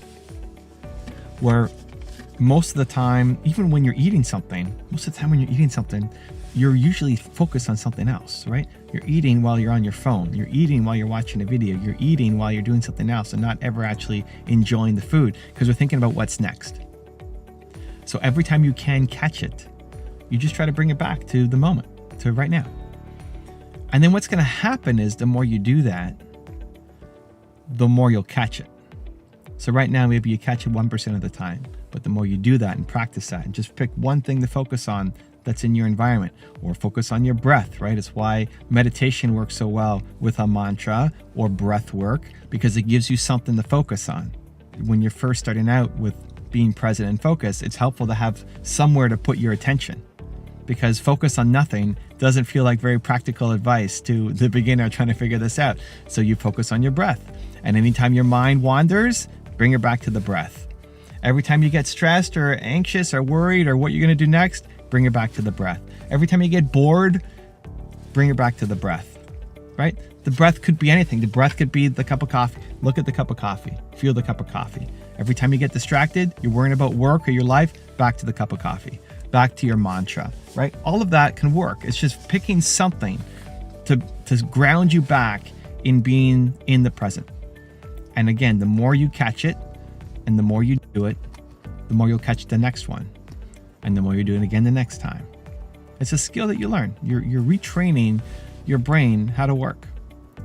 And what you'll find is the more you can do that and the more you practice it, bit by bit, day by day, you'll find yourself having less stress, being more productive, staying more focused, caring less about what other people think about you, and overall being happier. And what that does is free you up to actually go and do the work that's inside you, the genius that you've got to put out to the world and serve. Being present is the key to unlocking your happy life. Less time living in regret about the past, less time living in the stress of the future and anxiety for what may come, and more time focused on what can you do right now, today, in this moment, to be proud of yourself and live your best life. Rule number 10, the last one before our very special bonus clip, learn to make money. If you think money is scarce, you hoard it because you believe that no more money will come to you. If you know money is abundant, more money will flow to you. This isn't about being wasteful. It doesn't mean you have to go and always empty your pockets and buy a lot of dumb stuff and throw away all your other stuff. It doesn't mean you have to waste your money. But it's switching the mindset of money is not just some scarce thing that you don't know how to make, that you will never have more of, and so you need to hoard every single dollar that you've got. This is honestly something that I am continuing to rewire myself on. I struggled a lot with money, especially in the early days of my business. Even growing up, I grew up in a middle-class family. My parents are behind me on the wall. Hold on, there we go. This is me when I'm 8 or 9 and my parents here. They believed in education a lot and they didn't have a ton of money. We weren't poor, but they spent all of their money basically on putting the 3 of us kids, I have 2 sisters, through private school. So any money that they made basically poured into our education. And as a result, we didn't have, money for other things. And where my friends at these fancy schools were getting, BMWs for their 16th birthday so they can go off and drive, I didn't get any of that. And it's not woe is me, but it's more I just had a scarce mentality around money. In my first business, I was making $300 a month. I was eating the same bean salad lunch every day because it would fill me up and wasn't very expensive. When we celebrated a win, we'd go to McDonald's. If we got a new client, like, hey, we sold another piece of our software, we'd go to McDonald's and order a large fries and share that between the 3 of us because it was cheap and we wanted just some little way to celebrate. And I just remember how painful it was to feel like you have no money and you can't buy stuff, and I couldn't hang out with my friends and I couldn't do what I wanted to do. And I think that has a traumatic effect. Maybe that's you as well. You have a scarcity mindset around money that you don't know how to make it. And so anything you've got, you got to really hold on to it and protect it. And again, I'm not advocating for being reckless or stupid or just throwing money away. Be smart about how you're going to invest and use your money. The more important thing is developing the mindset that you can create money, that by bringing a lot of value to people, you can make more money, you can turn it into something. So one of the things that I've done recently that has helped both myself and Nina, my wife, is we create what we call a care fund. And every month when we're doing our numbers, Nina will put together how much we've made this month, how much cash flows come in, etc. And then we allocate a certain percentage for a care fund that we have to go off and spend. Either for ourselves or for other people. And so my default is to invest, right? Like invest back into the business, invest into markets, invest in the assets, just invest. And that's a great, good mindset. The downside of that is you don't get to see the impact that it can create. And so said, you know what? We need to dedicate a percentage every month to go and help somebody else. And maybe it's help ourselves. On the weekend, Nina bought a very expensive purse. We went shopping. She bought a very expensive purse. We bought a Chanel bag, and probably more expensive than she's ever bought a bag. And for me, it's like, oh my gosh, I can't be spending this amount of money on a bag. But it's worth celebrating yourself. So you know what? Like, we earned that. We did so much work in our business. You can go and afford that. We've also used the money to donate to charities. We've also used the money to support our family and things that they needed or wanted in their lives. And it's something that we have to spend every month. Nina asked, hey, can we just save it so we can invest more and then that leads to more in the future? Like, no, we're already saving other money to do that. Like, that has to be spent every month. And so where we have to sit, this might sound crazy. We have to sit down every month and figure out how are we going to spend this money? Because my default is not to go and spend. The default is to invest or just to save. And so doing that, it doesn't have to be a big amount of money. It could be $100 a month that you force yourself to spend on making somebody else's life better, or even your own, like that thing that you would never buy for yourself. You know what? I've worked hard, like I'm going to buy it. Or you're going to go buy somebody a meal, or you're going to go and give a homeless person $100, right? Like you're going to do something with it. Because what it does is starts to change your mentality around it. It starts to make you feel like more will come that I'm creating. And so whether it's $10, $100, $1,000, $10,000, like, you know, whatever it is, I'm not advocating you go drain your bank account and just go crazy and buy a Chanel bag, you know, but allocating a certain percentage every month so that you can start to rewire your beliefs around money, that it's not just super scarce. So that would be step number one, right? Allocate some kind of budget to helping, especially others. Because when you help others, it just makes you feel so good. And you can help others in a lot of ways. You can help them with your time. You can help them with your expertise. You can help them, you know, not just give a man a fish, but teach them how to fish, right? But there's the immediate gratification of helping somebody, buying the coffee for the person behind you in line, or seeing somebody that you know that $25, $100 will make a big difference. And like you were able to afford to do that, gives you the extra oomph to go off and want to do more of it. Like if you know that $25 changed that person's life, imagine if you can give them $2,500. But to do that, you'd have to go off and build a bigger business, right? So the core of your business needs to be serving and helping and contributing back. And you can't afford yet to give somebody $2,500, but you could if you kept building your business. And so it just gives that little extra bit of motivation and incentive, right, to get out there and start to do it. So allocate a certain percentage. Second is to be around people who are generous. Be around the people who have the mindset that you want to have. If there's a belief that you want to adopt, the fastest way to do it is to be around the people who constantly are screaming that belief, the people who are constantly living that belief. So if you love my view on something, great, hang around me more often. There's lots of videos. You love Grant Cardone's view or Gary Vee's view or Oprah's view on something. The more you hang around them and watch their content and read their books and listen to their speeches, the more you're going to start to adopt that same belief system. So if you want to believe that money is not scarce, then you need to be hanging around people who believe that money is not scarce, because probably the people in your life believe money is really scarce. And the people that I grew up with believe that money is really scarce, the closest people around me. And so it doesn't mean you stop hanging out with them, but you need to inject new people in, even if it's just through YouTube videos of the people who believe the thing that you want to believe, because otherwise you get pulled back down because your environment has been created to keep you where you are.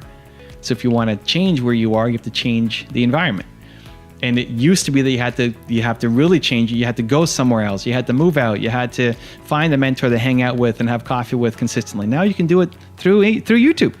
I've been inspired by tons of mentors who I've never met because of the content that I've learned from them on YouTube. But it takes the effort and intention to be consistently around it.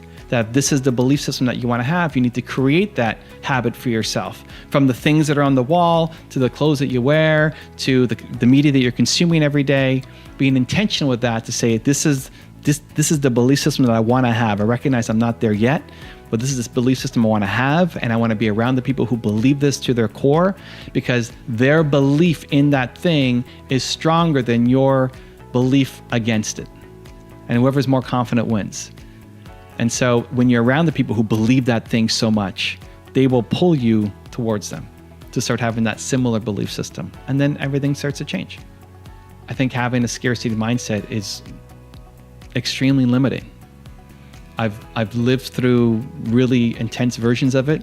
I still feel like I'm coming out of it. I've grown a lot compared to where I used to be, but still have a long ways to go. I probably still have things that I'm holding on to that I shouldn't. I probably still should be more generous than I am. And I'm working through it as well. I might just be a little bit further ahead on the curve. Definitely compared to 19-year-old Evan, who thought money was the most scarce thing in the world. When you can learn to make that rewiring happen, that's how you start to change your life. So if you look at the people around you, look at their beliefs, especially around money, and see what do they think, and then see where they're at in their life compared to the people who have different beliefs around money and where they're at, who would you rather be? And you could be there. You could be that person if you start to change your beliefs, your environment, start to help more people with it, start to allow the money to flow. Because when you start to believe that you can create a lot more money for yourself, a lot of things start to change. You don't have to stay stuck. When you come up with a great idea that in your heart, you know, this is the thing that I want to do, and then almost instantly, all the negative voices come in your head as to why you can't do it and why someone like you will never be able to do this thing, it keeps you stuck, keeps you small, keeps you frustrated, keeps you knowing that you're capable of more and being too afraid to go take the action. And until you can break that pattern of negative self-talk, nothing will happen. And so we're going to fix that in this video. I think as soon as we come up with ideas, it's not even our friends, it's not even the people around us, it's us. It's us telling ourselves that we suck, that we can't do it, that we're not good enough, that we're not capable, that it's not going to happen. We land into procrastination mode, and you can call yourself a perfectionist. It has to be perfect, but perfectionism is still just fear. Just fear that you're not good enough, fear that it won't work out, fear of being seen, fear of not being seen, and it keeps you stuck. When I procrastinate on things, even like making videos, I've made, I don't know how many, 12,000, 13,000, 14,000 videos, some crazy number of videos, and yet every time before I sit down to make the videos, I procrastinate a little bit. In today's filming session, I'm here at my wife's acupuncture clinic.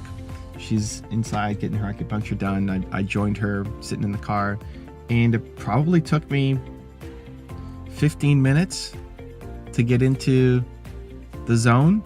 I know I'm gonna make the videos. I've developed the identity that I'm gonna get it done, but I'm worried. I want the videos to be good. I don't want to embarrass myself. Don't want to let myself down. Don't want to let you down. Fear of disappointing people is my biggest fear. I don't want you to feel like this is wasting your time.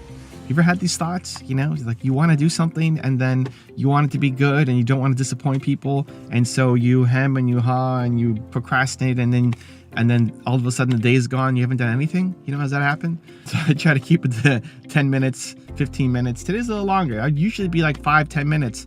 Took a little bit longer, 15 minutes today to get into the zone. And you know what happened? The next thought was, what if I just check and see how my team's doing, and because I want to feel valuable and because I want to feel like I'm doing something productive, I want to get out of the discomfort of not filming videos and go check in on my team, because that would make me feel more productive. Like, no. Just sit with it. We gotta change it. We gotta go. We gotta make some content. You're gonna do this and make that first video. So even for me, even for someone who's done 5 figures of videos, every time I sit in front of the camera to make a video, the first one, I procrastinate. I sit on it because I'm afraid and I don't want to disappoint people. So it's totally normal. So if you feel like whatever the thing is that you want to do, you know you're capable of it, you know in your heart that it's something that you want to create, and then for some reason you keep stopping, you keep procrastinating, you keep staying stuck, that's normal. You're not, there's nothing wrong with you. It's not abnormal. It's 100%, everybody goes through it. The difference is how quickly can you shift? How can you get unstuck? because most people just stay stuck. They stay constipated. They're like, all this stuff that has to come out, that's just not coming out. You're constipated. You stay stuck. So how do you do it? How do you shift it? Here are a couple things that help me that I hope can help you. Number one is floss the first tooth. Take immediate momentum. You think about flossing, it's, people don't want to floss. I mean, I've built the habit of flossing twice a day. Most people don't floss. And the concept is just floss one tooth. And once you floss one tooth, you'll floss the rest, probably, right? Just get your running shoes on and go for a walk. And once you're walking, you probably do more than, the 2 minutes that you set yourself into mind. Like, just do 2 minutes. So for me, is just make the first video. Go on, Evan, just record the first video. So I recorded the first video. And now this is my second video in my filming session. And I'm already feeling better. It's like, we're going, we're vibing. Yeah, let's do this. This is amazing. Come on. Just get going. Just go. It's so much easier to keep the momentum going once you've built some momentum. The hardest step is the first step. The hardest step is just building that initial momentum at the beginning. Once you get going, it's a lot easier to keep going. So just start. Don't make it some big thing. Don't make it some giant endeavor that you have to go off and chase. It's nice to have big goals and big ambitions and big dreams, but sometimes they're too big. And then you feel like you can't do it, and you need venture capital, and you need a team, and you need all sorts of things before you can do anything on it. It's great to have that big goal. And what are you going to do today to build some kind of momentum? And once you start building that momentum, it's just so much easier. So the challenge for today is just find one small, simple, easy way to get started. It doesn't have to be amazing. It doesn't have to be great. It's just the first step. Once you get your first step, it's so much easier to take the second. So that's one. Just start building some immediate momentum. Number two is change your state. One of the reasons why I like filming in the car, people ask, why are you always filming in your car? I like being out. I like being out of the place, out of my home. I like energy. I like nature. I like being able to see trees and sunshine and have people around. I like that. It changes my state. It makes it a lot easier for me to go off and film when I'm by myself. So it's not just me talking to the camera. If this feels more conversational, I don't know.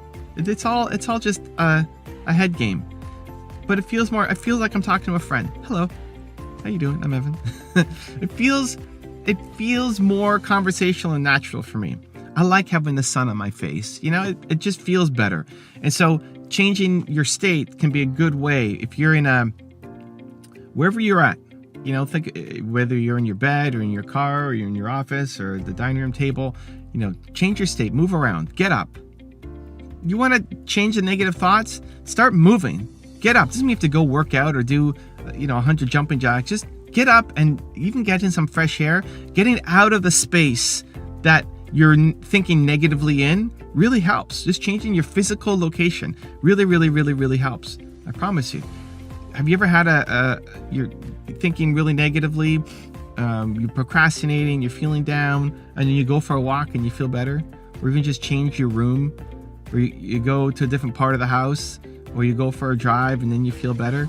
Like, changing the physical environment can really help you get out of that funk that you're in, where while you're in that space, you're feeling stuck and you can't move. So change your physical environment.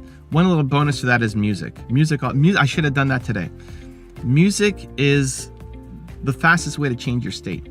So while I was sitting here in the car for 15 minutes procrastinating on making these videos, instead of thinking, hey, I should go and check in on my team and see how they're doing underneath, like, logically that makes sense. Like, how's my team doing? I'm being a good boss, a good manager, a good friend. I should check in on them, see how they're doing. It's going to move my goals forward, of course, because if they're waiting on me for something, right? Logically, all that makes sense.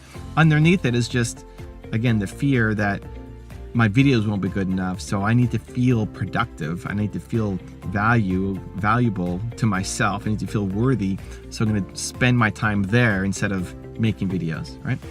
I should have put on music when that was happening. Instead of going to check on my team, which I didn't do, but wanted to, I should have put on some music. Like, put on some music that makes you move. And you don't have to be the most expressive dancer or singer. Just anything that would get your head bobbing or your foot tapping or your knee bouncing, just songs that make you come alive. And there's no one perfect song, but whatever song gets you in the zone, even if you're feeling really low, you'll find yourself like having energy and moving, and it just changes your state. The whole point is just to get unstuck and to start building some momentum towards what you say is what you want to do, right? So music is the fastest way to change your state. And then number 3 is, I would say, have play bigger triggers. And play bigger triggers are the things in your environment that remind you of who you want to be. The things that you could put up, the reminders on your cell phone background, on your desktop background, the artwork on your wall, the things that you could put in your life to remind you of who you want to be.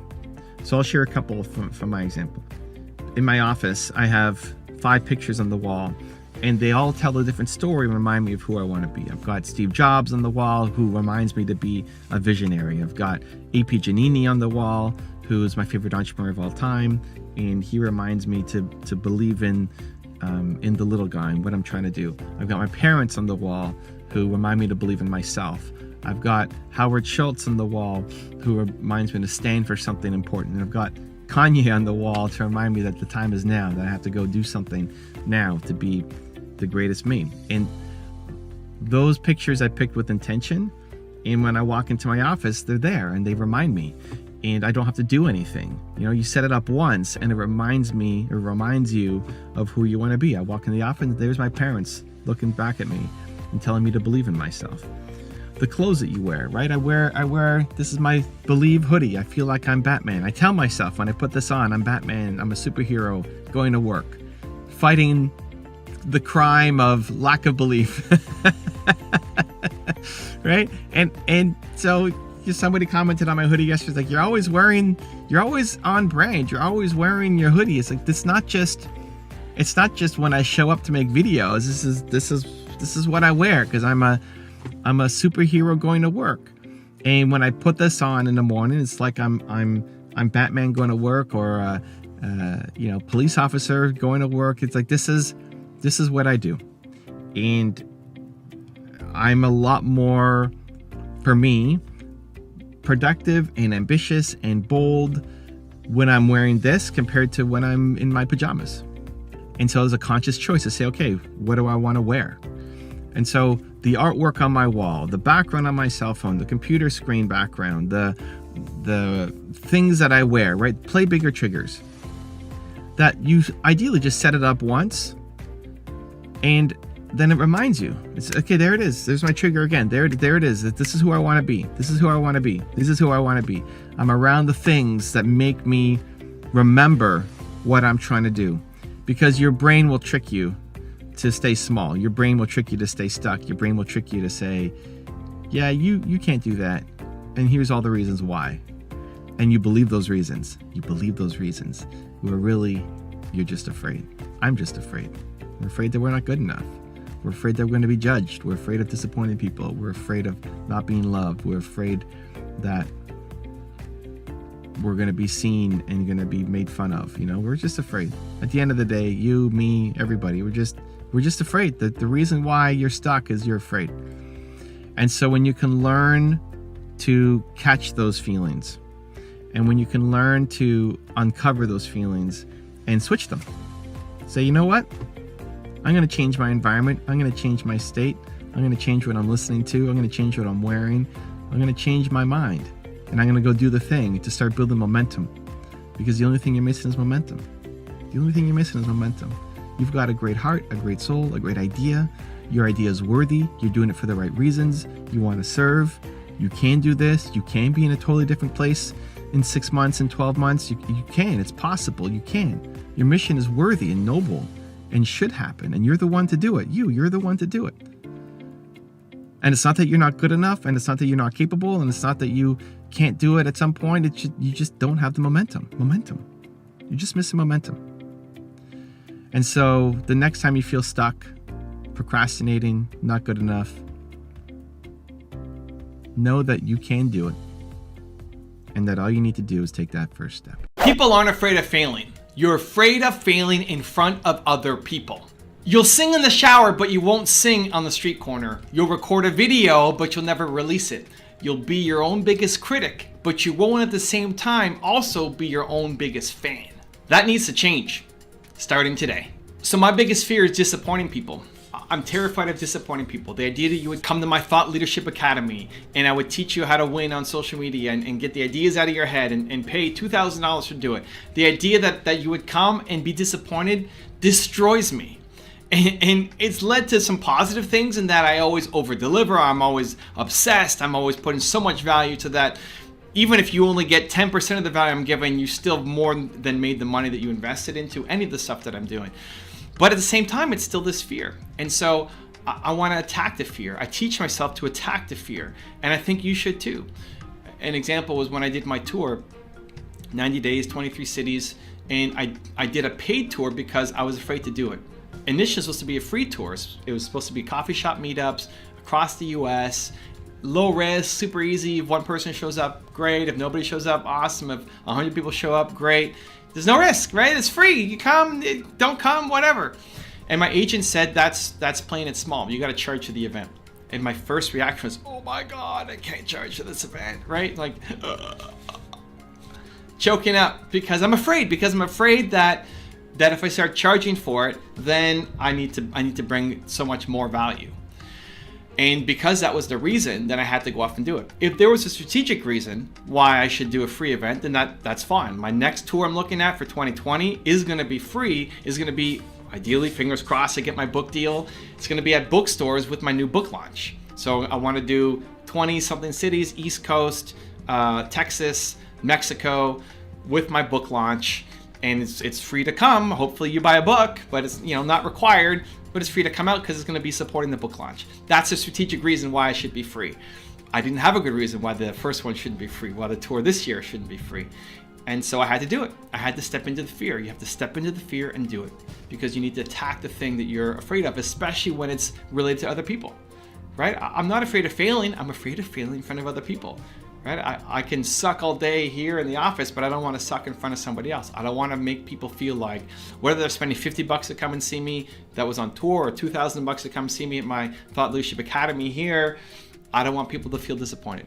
And because I feel that way, I need to step into it. And I try to teach myself, attack it, attack it, attack it. If there's no good strategic reason why, then I have to do it because otherwise I'm playing small. And even just attacking it for the sake of attacking it is good. Even if it doesn't lead to a positive result for your business, it's good because you're building strength, because you're pushing your comfort zone, because you're getting better, because you're growing. That's worth something. That's a ton of value. Because if you can conquer your fear of doing this one thing, that translates to every area of your life. If you teach yourself to have more courage, that translates everywhere. So maybe you're afraid of, if you're on a cruise ship and they bring up couples and they do a game show, you're afraid of what might happen on that game. Do it. How does that make you a better entrepreneur? It makes you 1,000 times better as an entrepreneur. Because that's the same fear that you face in your business. That fear of going on that game show on the cruise ship, that fear of taking your phone and recording a video in public on the street. These fears that seem like nothing, they show up everywhere in your life. They show up everywhere in your business. And so learning to tackle them, especially in low stakes, starts building the muscle. Who cares if you fail on a street corner making a video? Great, go do it. If that is scaring you right now, do it. Teach yourself. You do it. You have courage. You do scary things. You'll come out on the other side. You'll come out with more strength, and then you'll start seeing things happen in your business. You'll have more courage. You'll have more boldness. You'll be more willing to do things, and then your business starts taking off. You have to lose the fear of failing in front of other people. I'm going to give you 3 ways on how to do it. Step number 1 is embrace your bold ideas. I'm a big believer that when you have these moments of boldness, maybe it's happening right now, maybe you're feeling bold right now watching the video, amazing. You have these moments of boldness. We have moments of boldness. I don't think people are bold all day long, right? And if you are, then you have moments of even greater boldness. You have these moments, these spikes, these hits, right? You go to an event, I look at people come to my Thought Leadership Academy. They have these huge moments of boldness, right? And then you fall back down. And that's normal. You're watching a movie, you get inspired, you fall back down. You have a conversation, you get inspired, you fall back down. The decisions that you make in the moments of boldness, I believe, are the right ones for you. Those are the decisions you have to follow through on and embrace. And then your head talks you down from them. The head brings you back down to playing small. And so when you're feeling bold, What have you come up with? I want to go do X. You have to go do it. You have to start building momentum. You have to start committing to some other people. Embrace the bold ideas. Recognize that those aren't the crazy ideas. Those crazy ideas that come up with when you're feeling bold are not crazy. Those are actually the best ones for you. You're just buried under a pile of garbage of limited beliefs on top of you. Those are the things you have to go chase down. And when it gets hard, when it gets difficult, when you want to quit, remind yourself, this idea came to me when I was feeling bold. I have to do it because I do bold things. You teach yourself. Step number 2 is expect to suck. This is where it gets super liberating. Expect to suck. The first time you do anything, expect to suck. Why do you expect to be great the first time out? Why do you expect your first video that you make to be great? It's not. It'll suck. That's the best. It should suck, right? If you are amazing at making your first video, then you should have started making videos 4 years ago. I believe that. You waited too long. Your first at anything should be terrible. It doesn't mean that you suck. I think you're amazing. You're a genius. You're Michael Jordan. You're the best of all time at something. But Michael Jordan didn't dunk his first ball, right? He didn't shoot and it went in right away, right? You suck at the beginning. That's normal. Learning any skill, you suck at the beginning. And it's really hard because you know what looks good. If you want to be a basketball player, you know what a good basketball player looks like. If you want to be a YouTuber, you know what a good YouTube video looks like. But then you can't do it yet. Your first one sucks, and that's where most people quit because they expect to be good. They're worried about looking bad in front of other people. They're not good the first time out, and so then they never go back to it. And this is what happens when people are growing up. You fail all the time. It's normal. It's okay. You fall down. Awesome. You get back up. You keep going. And then we stop trying. As adults, how often are you trying new things? How often are you willing to risk failure, to risk losing, to risk looking like a fool? You don't want to. And so you're not trying as much anymore. And you never find the thing that you could be Michael Jordan at. You never find it. And you get stuck in some life and some job that you hate forever. That's most people. I don't want that to be you. You need to try more. You need to explore more. You need to expect to suck. The first 18 times of doing something, you may suck. Amazing. Keep going. The most important thing is, are you liking it? Do you like the process? Successful people love the process. I love making videos. I like this process. This fires me up. I'm just sitting here by myself in my office, talking to a camera. I love it. This is great. I love it. For other people, they may hate it. Amazing. Don't do that. Go do something else. Go build little Timo toys, right? Awesome. Whoever made this. Who made this? Design in California. Oh, they didn't even give them credit. All right. Design in California. Right? Go make toys. Go do something. Go do the thing that you love. Expect to suck, but if you love the process of it, you will get better. Think about whatever you learned in school, most of it you've forgotten. But the thing that you remember is the stuff that you connected with, that you liked more. So when you love something, you're going to just learn it a lot faster. When you like something, you're going to get better a lot faster. Even if you suck at the beginning, you'll get better a lot faster. You have to find that thing. And step number 3 is tie your self-worth to the effort, not the result. What I want you to do is go home and then sleep and think, am I proud of my effort? Am I proud of what I did today? Am I proud of the effort that I put in today? I want to be proud of my effort today in making videos. Right? I'm trying my best. Maybe it's not good enough. Maybe today sucks. Awesome. But I'm trying. I'm proud of my effort. I'm proud of the attempt. Most people tie their self-worth to winning, to the results, to the money, to the gold medal, to the whatever, right? To the YouTube, to the plaques back there. You can't do that. Because if you tie your self-worth to winning, you're only going to do things that you know you're going to win at. And therefore you play small for life. If you value winning above everything else, you'll only do the things that you know you're going to win at. And so you play small for life. You stop trying new things because you're going to fail at the beginning, right? Expect to suck. You don't expect to suck. You expect to be great. And then you're not. And so you stop doing that thing. You'll only take on small projects, but you're capable of way more. You're capable of doing something much bigger. And so when you tie your self-worth to the effort, when you say, I am proud of my effort today, if you did that every day, you're going to probably lose way more than most people, right? You're going to be getting up and losing almost every day. And then you have these big wins. But when you look back on this year of losing, you'll see, holy cow, how much have I grown? And you're actually winning way more than most people, way more than who you used to be, because you're proud of your effort. If you get up every day and you're proud of your effort, your life will change. Your business will change. Like every day for the next year, do something that makes you proud of your effort in your business, in your relationship, proud of your effort. You tried your very best today. Your life will be dramatically different. But it's because you're so focused on winning. You're so focused on the results. But then you play small because you don't want to risk losing. You don't want to risk failing. You don't want to risk looking like an idiot. You have to, if you want the life that you're after. Michael Jordan missed more shots than most people. You're gonna fail at most things. Most of my videos suck and don't go anywhere. It's the best. Get up, try again. Be proud of your effort every single day. You're not changing because you're trying to do everything yourself. You're trying to do it all alone. You can have a moment of inspiration, a moment of, this is the day, I'm gonna change it all. And then when your environment and the people around you don't support you in doing it, and you're doing it all alone, you lose momentum. The next day, that momentum is gone, and the next day, the momentum is absolutely zero. You ever been there? Until you get the people around you to support you, to create a circle where you can feel like you do not have to do this alone, you won't change. And you'll stay stuck knowing that you're capable of more and frustrated with yourself at the lack of momentum. I run this challenge inside my Mover Makers program, and every month we have to talk about a certain topic. Mover Makers is for thought leaders. It's people who they have a message, they have a mission, they want to get out to the world. Your story matters. Let's get it out there and go. Come on. But it's really hard to share your story, and it's really hard to make videos, and it's really hard to put yourself out there. And you have these moments where you want to do it and you feel on top of the world, like, yes, I'm ready. And then what? Then all the insecurities and fears and doubts creep in. And as I was noticing people in Mover Makers not making enough content, I decided to do a challenge. And the challenge is once a month, we pick a topic. And this month's topic is courage.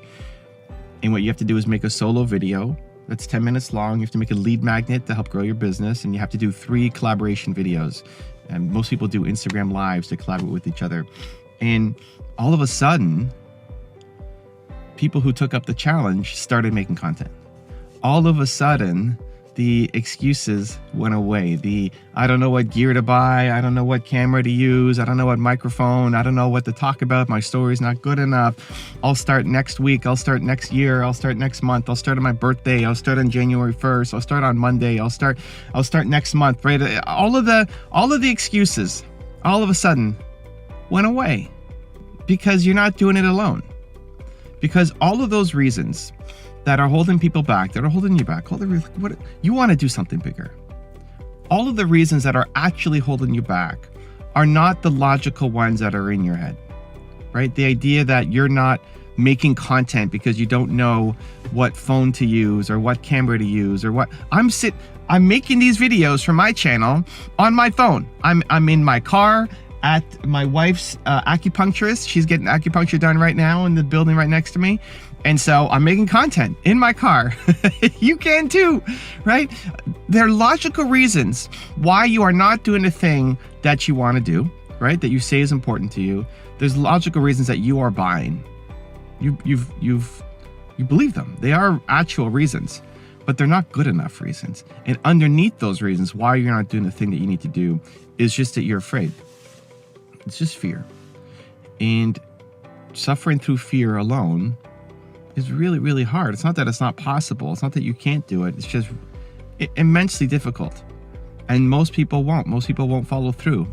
Most people don't follow through because they are alone in this journey. You might have people around you. You might have great parents, friends, a spouse. But if you feel like you're walking the journey all by yourself, it's just insanely difficult to actually follow through and get the results that you want. The good news is you can change it, right? The good news is, hey, we don't have to stay stuck. The good news is you can change your circle. And I'm going to share a couple ideas in this video of how to do it. So, number 1, I like to collect good people. Collect good people. Think about the people around you in your life. How many of them make you feel happier, more energetic, more positive? And you may not have many people. You may not have someone like that. Great. Think about the people who you've ever met. Maybe it was at a conference, maybe an event, maybe a lunch or dinner, some kind of party, a friend of a friend. I find ways to spend more time with good people. I remind myself that I like to collect good people. And as someone who's shy and introverted, that's not my default state. I don't think to call people. I don't think to message people. I don't default to being around people. But when there's somebody whose energy I really love and I leave the conversation feeling more uplifted than when I went in, then I try to find ways to spend more time with that person.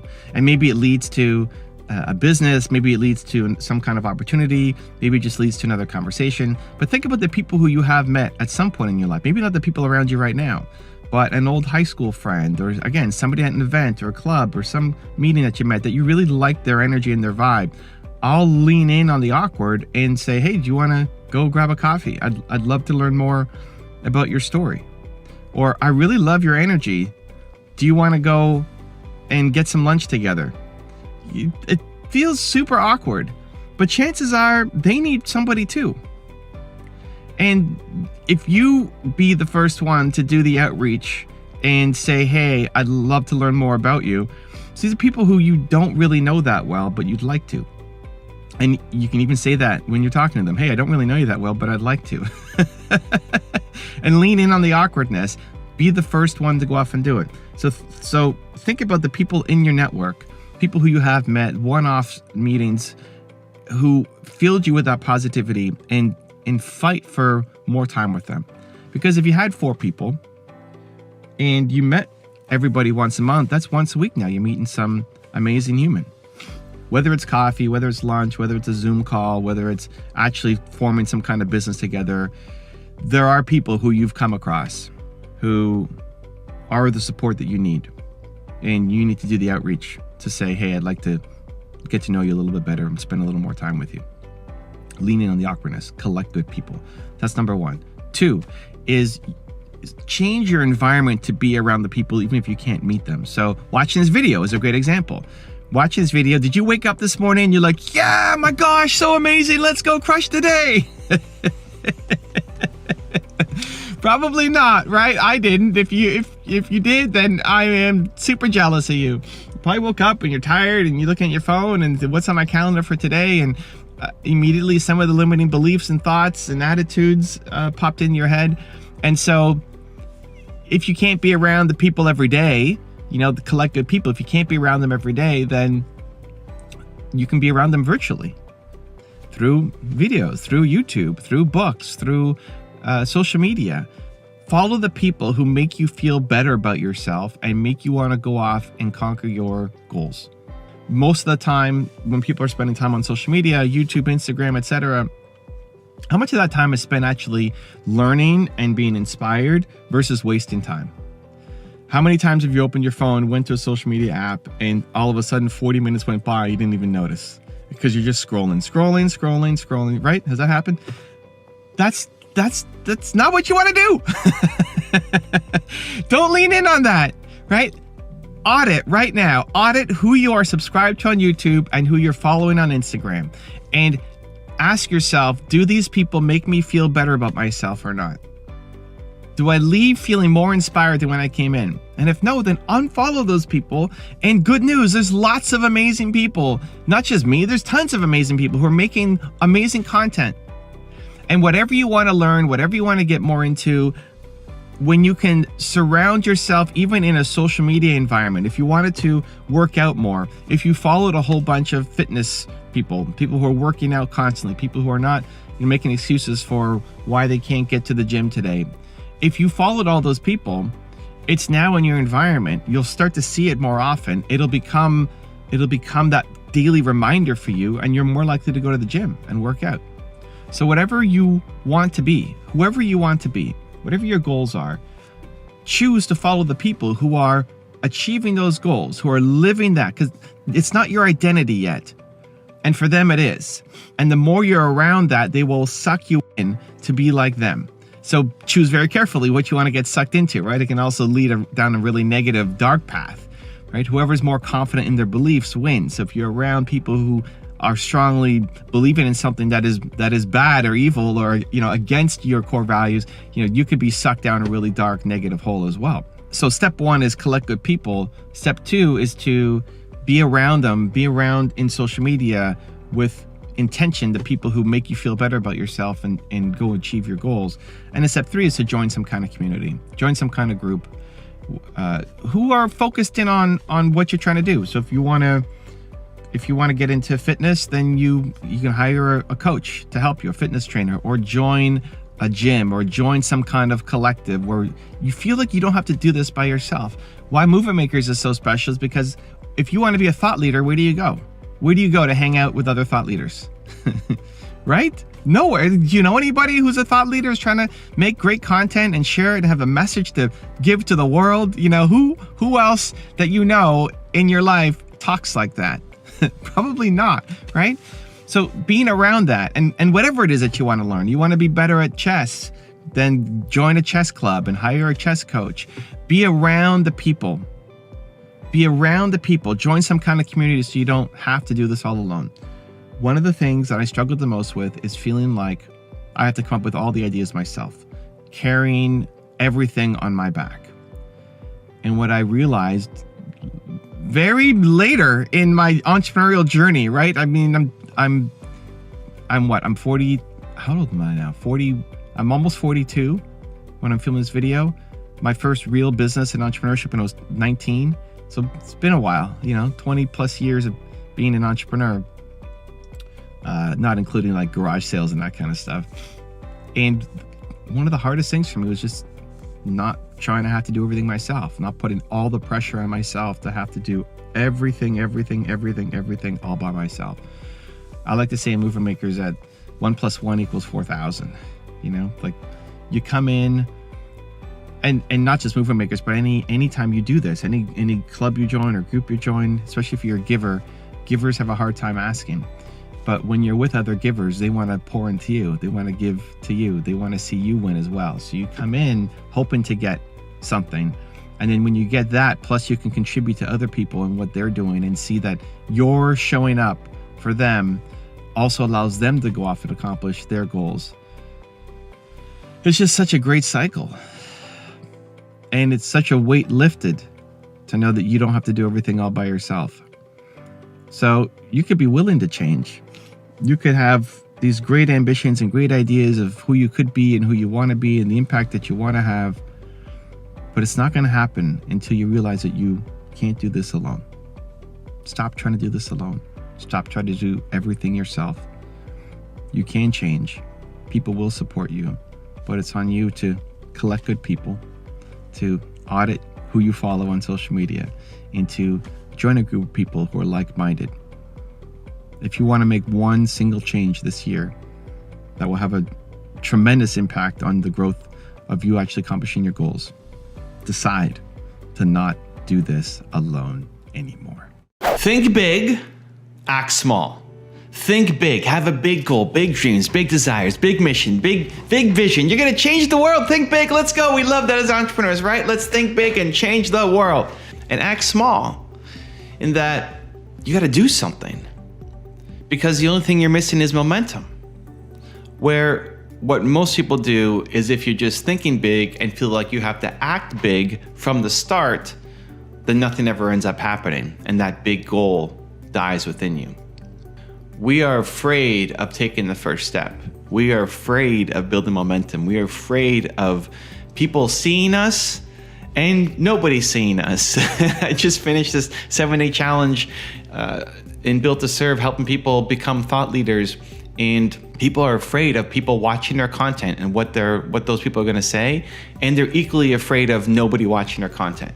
So you're afraid of somebody seeing what you're doing and judging you, and you're also afraid of people not seeing what you're doing and you're creating an obscurity. So you're afraid of being seen and not being seen at the exact same time. Is there any wonder why you're not creating?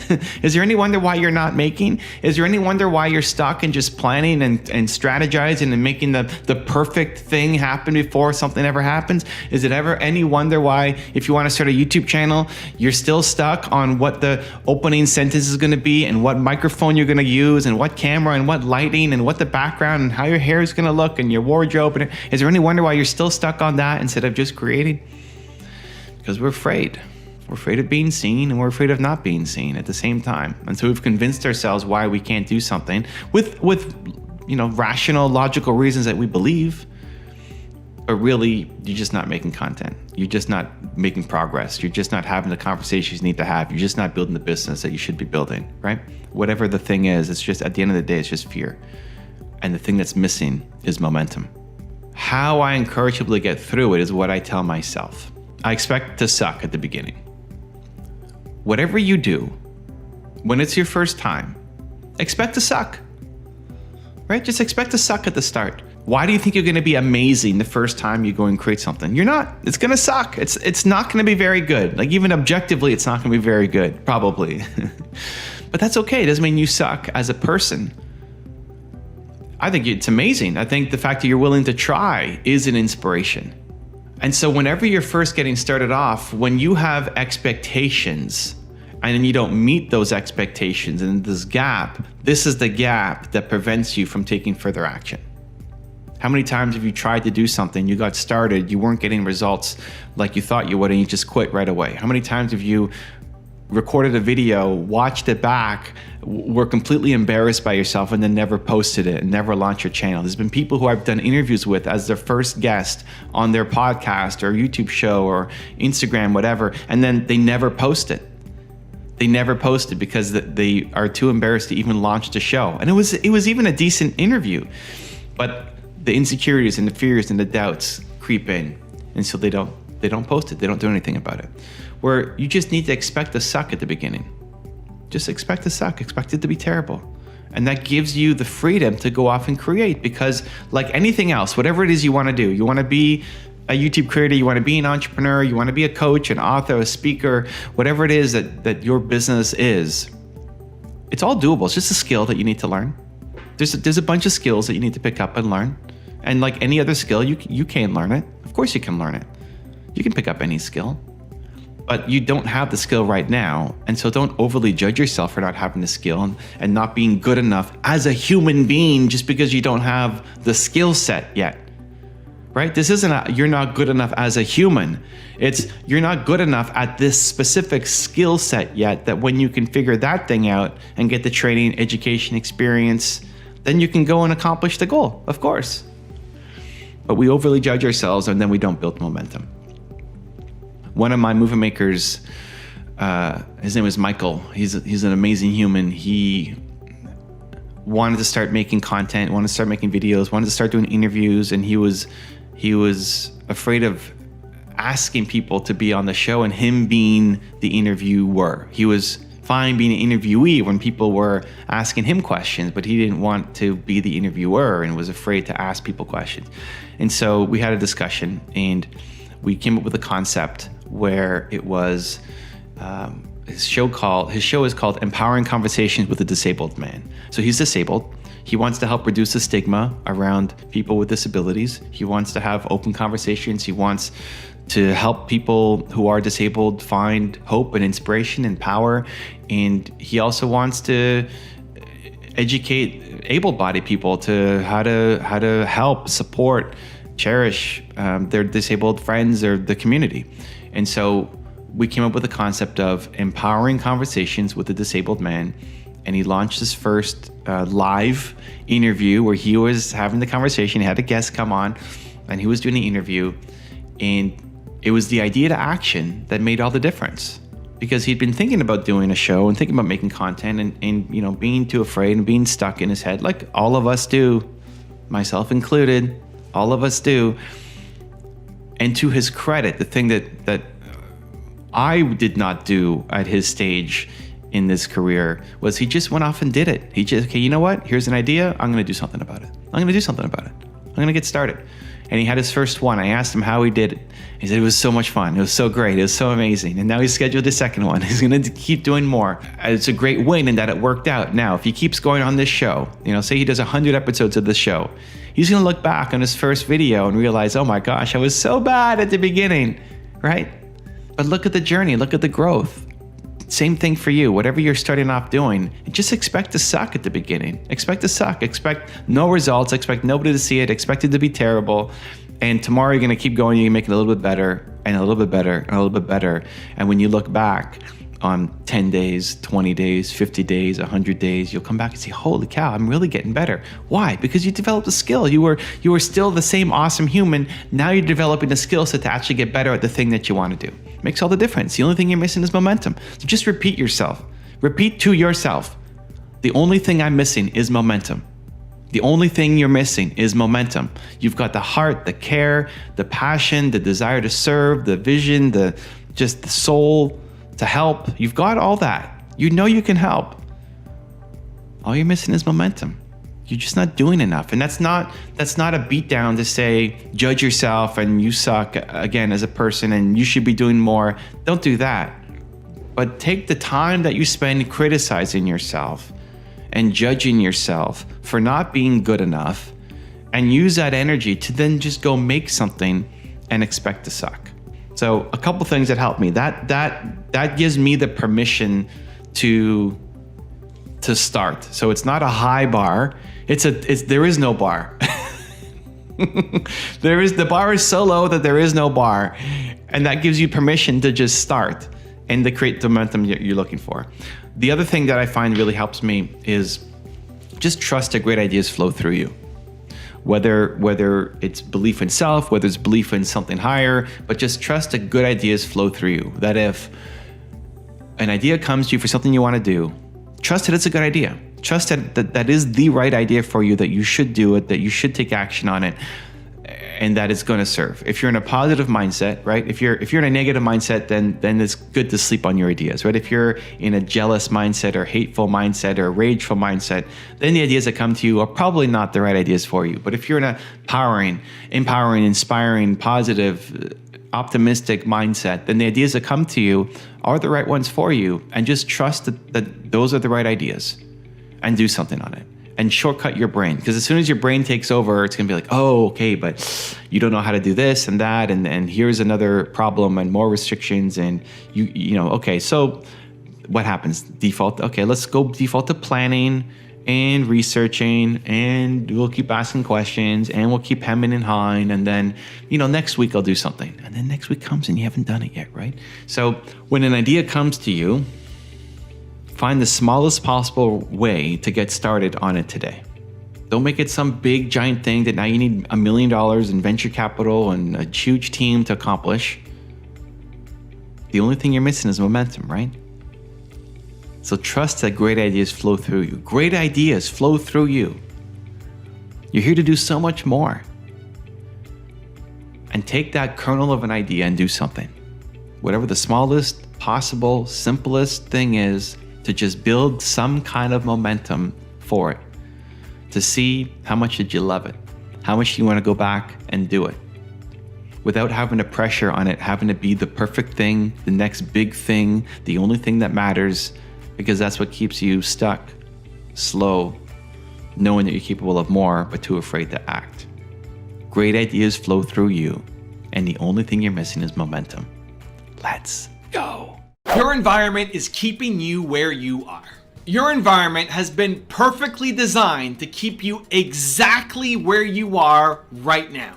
The people you listen to, the media that you consume, the habits that you do daily, all of them are designed to keep you exactly where you are. So if you want to raise your game, if you want to raise your life, you need to raise your environment.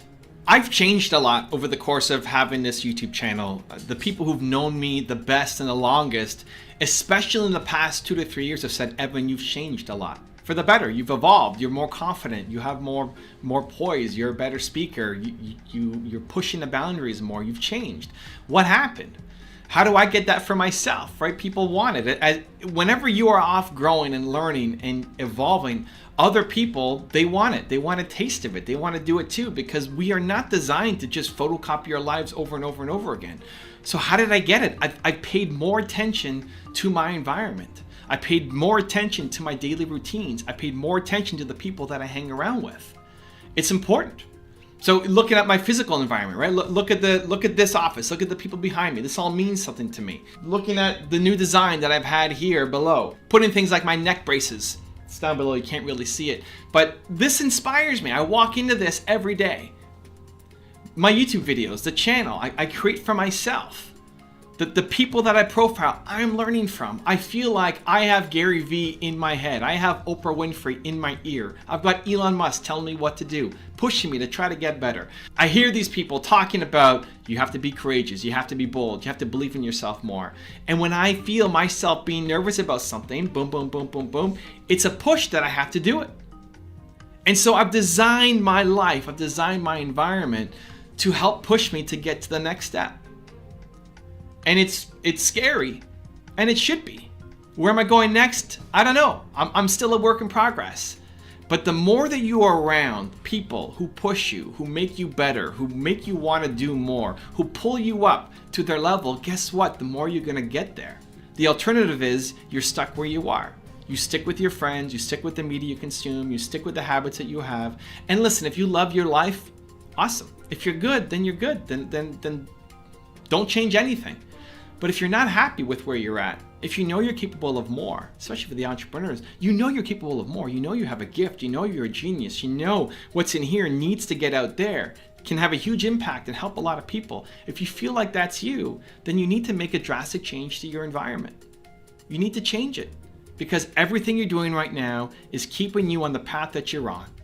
Maybe there's been some growth. If you look at who you were 5 years ago compared to now, you've grown. If you're watching this channel, you've grown, right? You've made some changes, but is it drastic enough? Like, are you proud of where you're at? Look at where you've come from in the past year, 2 years, 5 years. Are you proud of where you're at? And are you comfortable with that same level of growth for the next 5 years? If not, if you think, I want more, I want to help faster, I want to have a bigger impact faster, quicker, then the fastest way to do it is to change your environment. So if that's you, I'm going to give you a 3-step process that I think will help. Step number 1 is cut out negativity. Just cut out the people who don't serve you. Sometimes those are friends that you've had from kindergarten or high school or university. You're in the friendship out of convenience now. There's a lot of people who you might need to let go of. You might need to just let them go. They don't serve you anymore. You've walked your parallel path together and now they've gone out, well, they probably just stayed here while you've gone out here. They don't serve you anymore. And it doesn't mean you have to be a mean person or cold or rude. You're just not on the same path anymore. And a lot of people fight that because you're worried about finding new friends or being around new people. And so you stick with these people who don't serve you anymore. And that's a mistake because they're keeping you where you're at. Because their negativity, their complaining, their unwillingness to change, their pessimism, their laziness, their not chasing down goals, that becomes toxic. Even if you're trying to be a beacon, even if you're trying to be the person who pulls everybody up, if all you're doing is trying to pull other people up and there's nothing pulling you up, you're going to be limited for life. When I went to the Tony Robbins event, the second one where he invited me to come as his guest, at the end of the first day or second day, you're asked to go do a fire walk. And the whole idea is to do something scary. Well, I went home to my Airbnb at the time and I did the scary thing. I skipped the fire walk at Tony's event to go home and do the real fire walk, which was letting go of some people that I had been around for, in some cases, a decade plus, that this doesn't serve me anymore. I'm doing this just out of convenience instead of something that's actually helping me grow. And so I need to shed this skin so that I can be reborn. Like there's this new skin under you that's trying to grow, right? You're trying to become a butterfly, but you're forced to stay a caterpillar. You don't want that. So you gotta let go of the negativity. Sometimes that might be family. And with family, maybe you should cut out some of your family members from your life. Maybe that sounds drastic, but maybe you should. A less drastic version of that is just don't talk about some things. Limit access. If you know that career talk is always going to cause problems with your family, then don't talk about your career. Say, I'm not talking about that. And stand up for yourself. At what point is this your life? This is your life. Your parents, the people around you, they love you. They want you to have success. They're from a different era. They're a different generation. They don't know what's even possible right now. What they did, if you're 21, their life at 21 was totally different. Your parents' life when they were your age was totally different. They don't understand what's available right now. And so even though their message is out of love, likely, like your parents probably love you, they just don't understand what's possible. And you can't blame them. This is your fault now. You need to accept responsibility for where you're at and limit conversations, limit exposure, cut out the negativity from your life. It's really hard for a seed to grow when it's in a toxic waste dump. And that becomes a choice. You know, a seed where it gets planted doesn't really get the choice of where it gets planted. But you get to choose. You get to change your environment. So choose powerfully and cut out the negativity from your life. Step number 2 is then seek out optimism, seek out positivity, seek out things that make you grow, that make you want to learn, that make you want to push yourself, right? I have my channel that's really helped me. That every day I wake up and I'm surrounded by positivity and optimism and belief and things that drive me forward. That even if I've had a rough sleep or a bad day or whatever it might be, I see Steve Jobs right next to me staring me down. I have my parents behind me looking at me, encouraging me, putting belief back in me. I've got videos to go to that will build me up. I've got my Believe playlist of music that I listen to that will change my state and bring me back to a place of optimism and positivity. What is it for you? Is it people? Do you need to be around people physically? Can you go to meetup groups? Can you go to the library or coffee shop? Can you go join some entrepreneur circles? Can you become part of a co-working place? Can you be around people that are positive, that are energizing for you? Or can it be your physical environment, right? Or can it be your habits and your routines? Or can it be the media you consume? What are you consuming? What are you watching on TV? Or on Netflix? Is it entertainment? Are you just shutting off your life to try to forget about your problems and just be entertained? Or are you trying to educate yourself to build a better life? This is one of the fundamental problems in the world right now. People, they have problems. You have problems. Most people choose entertainment as a way to forget about their problems instead of education as a way to make their problems better. Do you want to shut off the world and laugh at somebody else's expense and watch Big Brother and see, man, that person's life sucks? Or do you want to go build a better life for yourself? Most people don't want to do the work to actually build a better life. I hope that you do, because that's how you actually end up being happy. Do you want to numb it with drugs, or do you actually want to build a better life for yourself? And then step number 3 is schedule for success.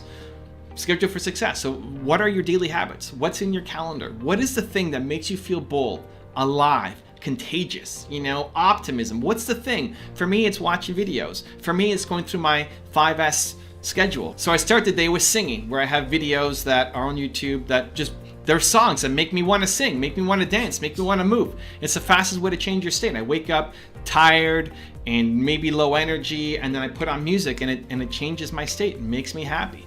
Do that for yourself. Don't put on music that matches your current mood. Put on music that matches the mood that you want to feel like. And it's the fastest way to just, in a snap, be able to change yourself. We all have music that makes you bounce and come alive. Start your day with that, right? That's part of mine. So singing, then sun. I like getting sun, going outside, being in nature, just having sun on my face, not just being stuck inside all day. Especially in the morning, makes a big difference. My third S is soar. So I want to do something that makes me feel bold and come alive. And for me, I don't have my phone here, but for me, I share a message. I want to share a message. I want to feel like the work that I do has meaning and importance. So I think about somebody that I helped yesterday, and then I share a message on Instagram and Snapchat and put it up. That helps me soar. What do you need for yourself? Then I sweat. So I'll do a quick workout, and then I do something to scare myself. Right now it's doing cold shower. So I sweat, and then I take a cold shower, and then it's like, oh, and I do difficult things. That's my morning routine, right? I call it the 5.5 S rule, because some days I'll start with a snuggle with my wife in bed. So we're seeing if that's going to become like a 6S protocol, but at least it's 5.5 right now. That's what makes me come alive. You might need something totally different. I'm okay with that. That's amazing. Maybe you need to meditate. Maybe you need to pray. Maybe you need to pet your cat. What is the thing that you need to do to make you feel bold and alive? And then schedule that in, so that you're not hoping one day that something happens. You're not hoping that you're gonna meet the right person or hoping you're gonna find the right video. Like, demand excellence from yourself. Demand positivity and optimism from yourself every day. Because if you were bold, confident, optimistic, positive every morning, if you created that system for yourself, man, what could you accomplish in a year? Can you imagine? If you did something every morning that made you feel bold and confident, if you felt bold and confident every morning for the next year, imagine the life and business that you're gonna have. It's crazy. It's wild, right? So you have to create that. You have to schedule for success. Success will come from your habits. So look at your calendar. What are your habits? And if you did these habits, would it lead to you becoming a success? Focus on one idea and make it work. Focus on one business model, focus on one revenue stream, focus on one social media network, and make it work. So many times we're focused on too many things, we're distracted, and our entrepreneur ADHD kicks in, and as a result, nothing happens for all the people who are telling you to have 13 different passive income streams, because if one goes away, you still have all these other 12. Most of the people who start off doing that make zero money from all of the passive income streams. You're making $10 a month, $4 a month, $7 a month, where instead, if you could focus on one thing and maximize it and make it amazing and put your energy into it, you will see exponential results. I look at social media as an example, and I just finished this training where we did the 7-day Built to Serve challenge. It was amazing. Had so many awesome new thought leaders come into the program. People have got a big message, want to serve. And one of the questions I kept getting asking is, how do I be on every social media platform? How do I be everywhere? How do I get started and just blow up everywhere? It's like, you don't, right? The answer is don't try to do that. If you are the person right now who is trying to be everywhere, look at your social media accounts. Chances are you're sucking everywhere. Chances are not you suck as a human, just the results aren't there. The effort's not there, the energy's not there, because you're so forcing yourself to just get out there and create content and be on all the platforms that you also have a million other things that you have to do. And so as a result, you're creating really mediocre content that people aren't interacting with. And if people don't like what you're putting out, it's not going to lead to results for your business. And so much better. It doesn't mean that you can't be there, you know? It doesn't mean that at some point you can't be there. That as you build your brand and you get bigger and you hire a team and you have more money, that you can start to do this. But much better at the beginning is to figure out, what is the one platform? What is the one revenue stream? What is the one business model? The one thing that if I focus on that thing, it's going to lead to results, so then I can scale. Entrepreneurs have a hard time with this because we want to do so many things. We have our ADD brain going on, and we don't want to just do one thing. We also feel like it is limiting for what we want to do, right? If you have a big vision, a big mission, a giant goal for what you want to accomplish, doing just this one little piece of it feels too small. The way that I would structure it and think about it is, this is just a sequence. You still get to do everything. You still get to do it all. You just have to go in order. You have to create a sequence that the thing that you need to focus on at the beginning of your business, whether it's your revenue stream, whether it's a social media success, whatever it is, what you have to figure out is, how do I start to, as soon as possible, get a sustainable business for myself so that I can quit my job, if you have one, so that I can bring income in for myself and my family, so I can start to afford to hire a team, even if it's part-time or one person, so you can scale up your company, so that I can then go off and do all the other things.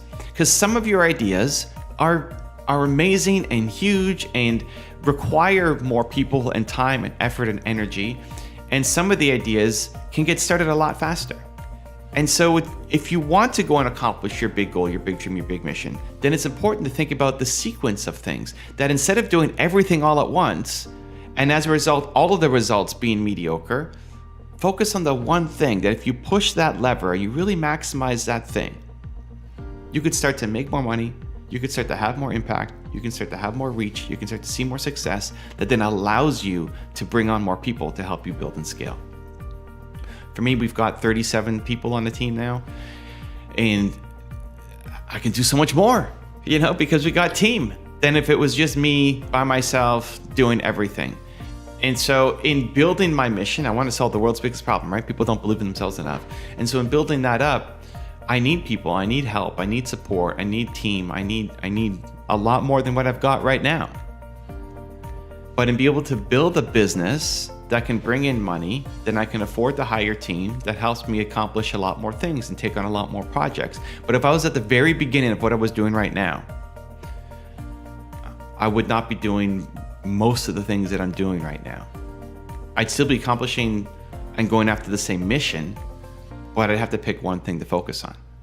Pick the one thing at the beginning that I think I could make some money doing this, so that I can live, I can pay, you know, rent, mortgage, I can pay my internet bills, I can pay for some food, not living, you know, a fancy life, but just being able to live and survive so I don't have to have a job. And then I would start thinking, okay, how do I then scale this one thing that I'm working on to build up to the point where I can remove myself, or at least take some of the pieces off, so that I can hire a team to help build and scale and grow. If I look back on my YouTube journey here, I did everything at the beginning. You know, I filmed it, I researched it, I edited it, I did all of it. And it took a crazy amount of time, and I made a lot of mistakes, and I did a lot of stuff that I probably shouldn't have done.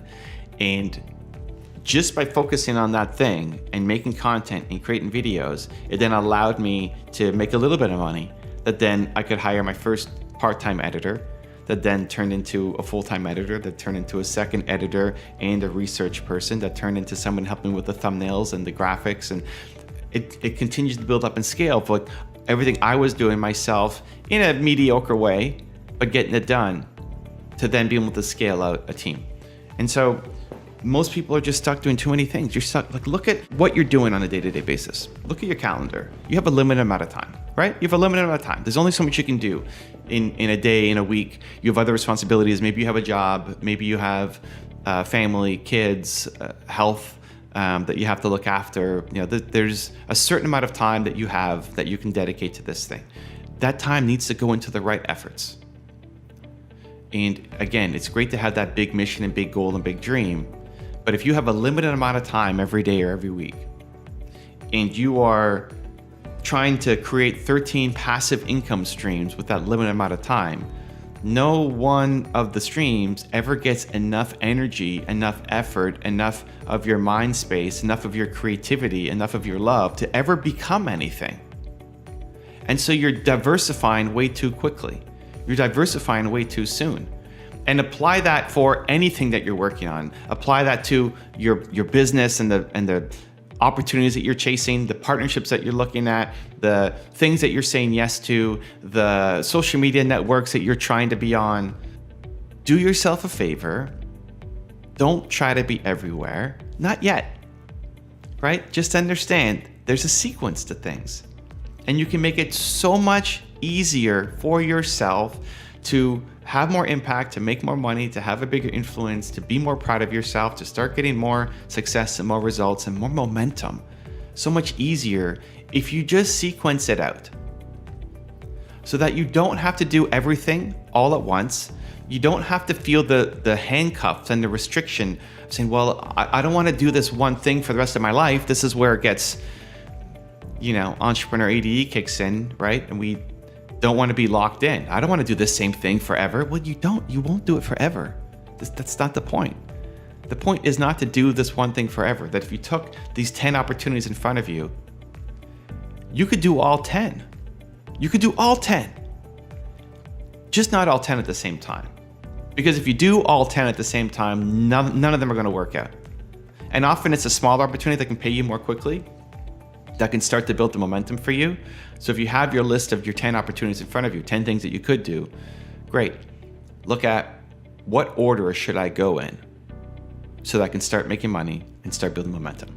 One last quick example. I look at a lot of thought leaders, a lot of people who have a message, a lot of people want to be speakers and authors and coaches and influencers, and they've got big goals and big ambitions for what they want to create.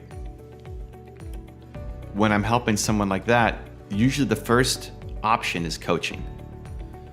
The best thing to do at the beginning is coaching. So we're going to dive into one specific business model, right? If you can look at, let's say, be a speaker, getting brand deals as an influencer, writing a book, and coaching. If we had those are 4 opportunities in front of you, right? Let's say.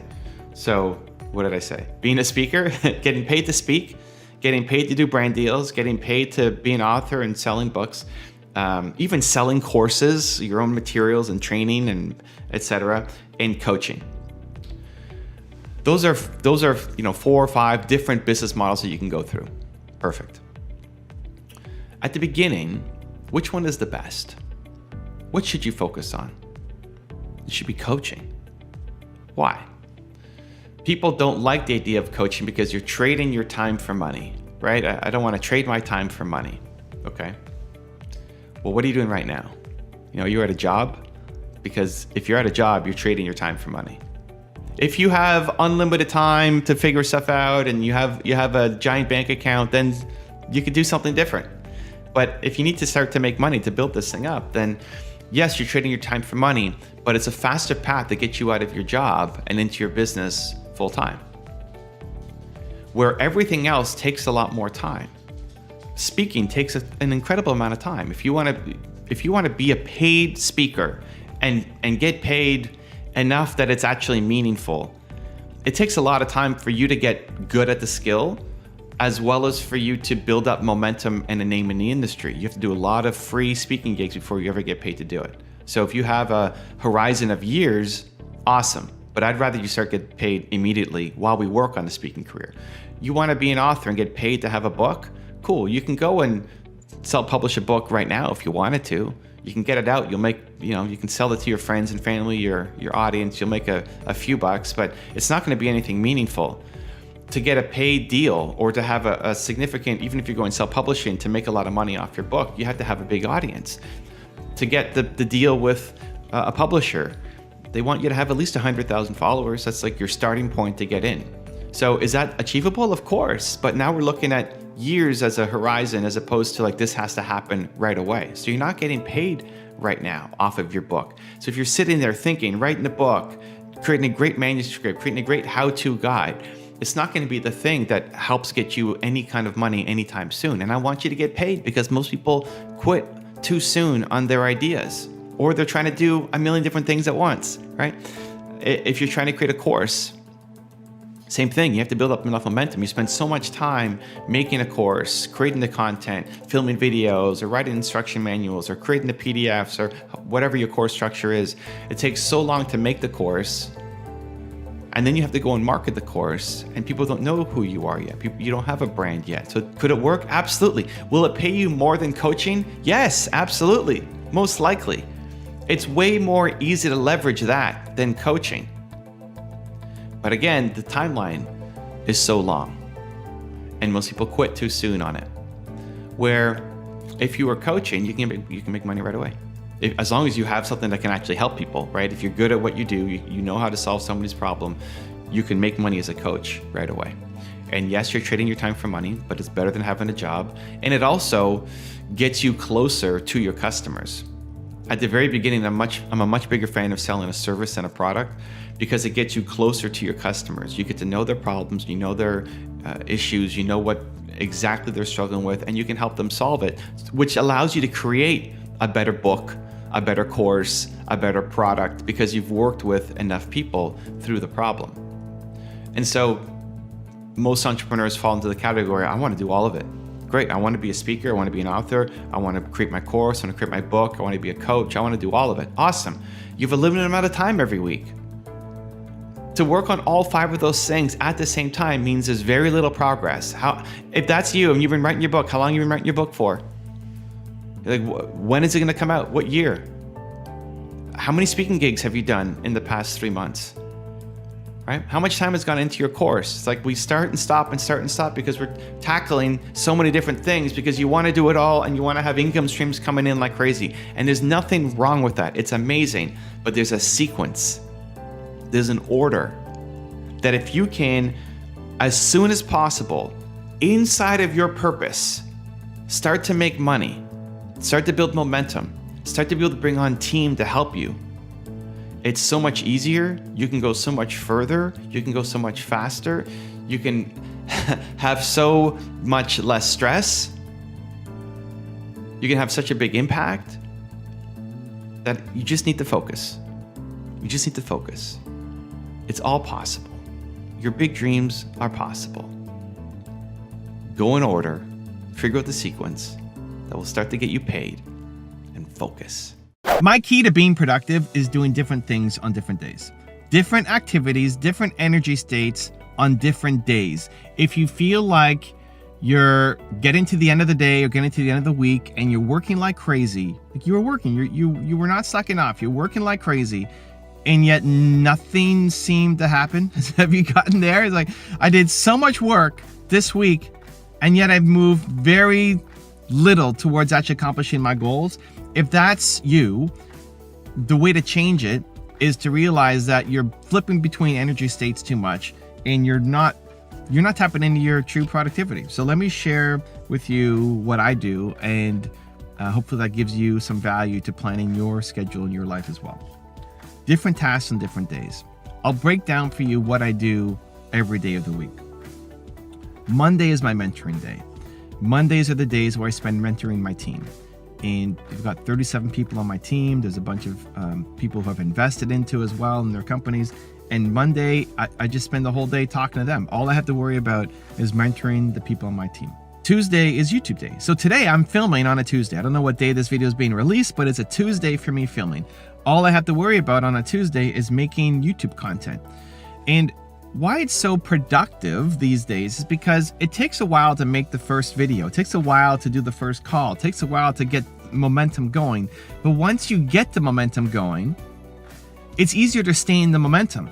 Then if you switch to something else, it takes a lot longer to get into that momentum. So, quick example, it's YouTube day for me. It took me 15 minutes to get ready for the first video. And not get ready like I have to do my hair. Get ready just emotionally, get ready mentally, get ready not procrastinate, get ready to bring the energy and have the right vibe and feel good enough and all of the stuff. It took me 15 minutes to get ready.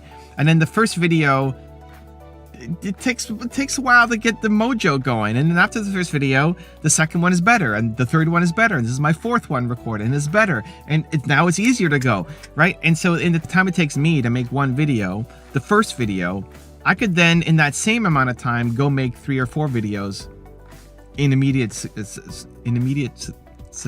want to say sequential, that's not a word, succession, in immediate succession, whatever.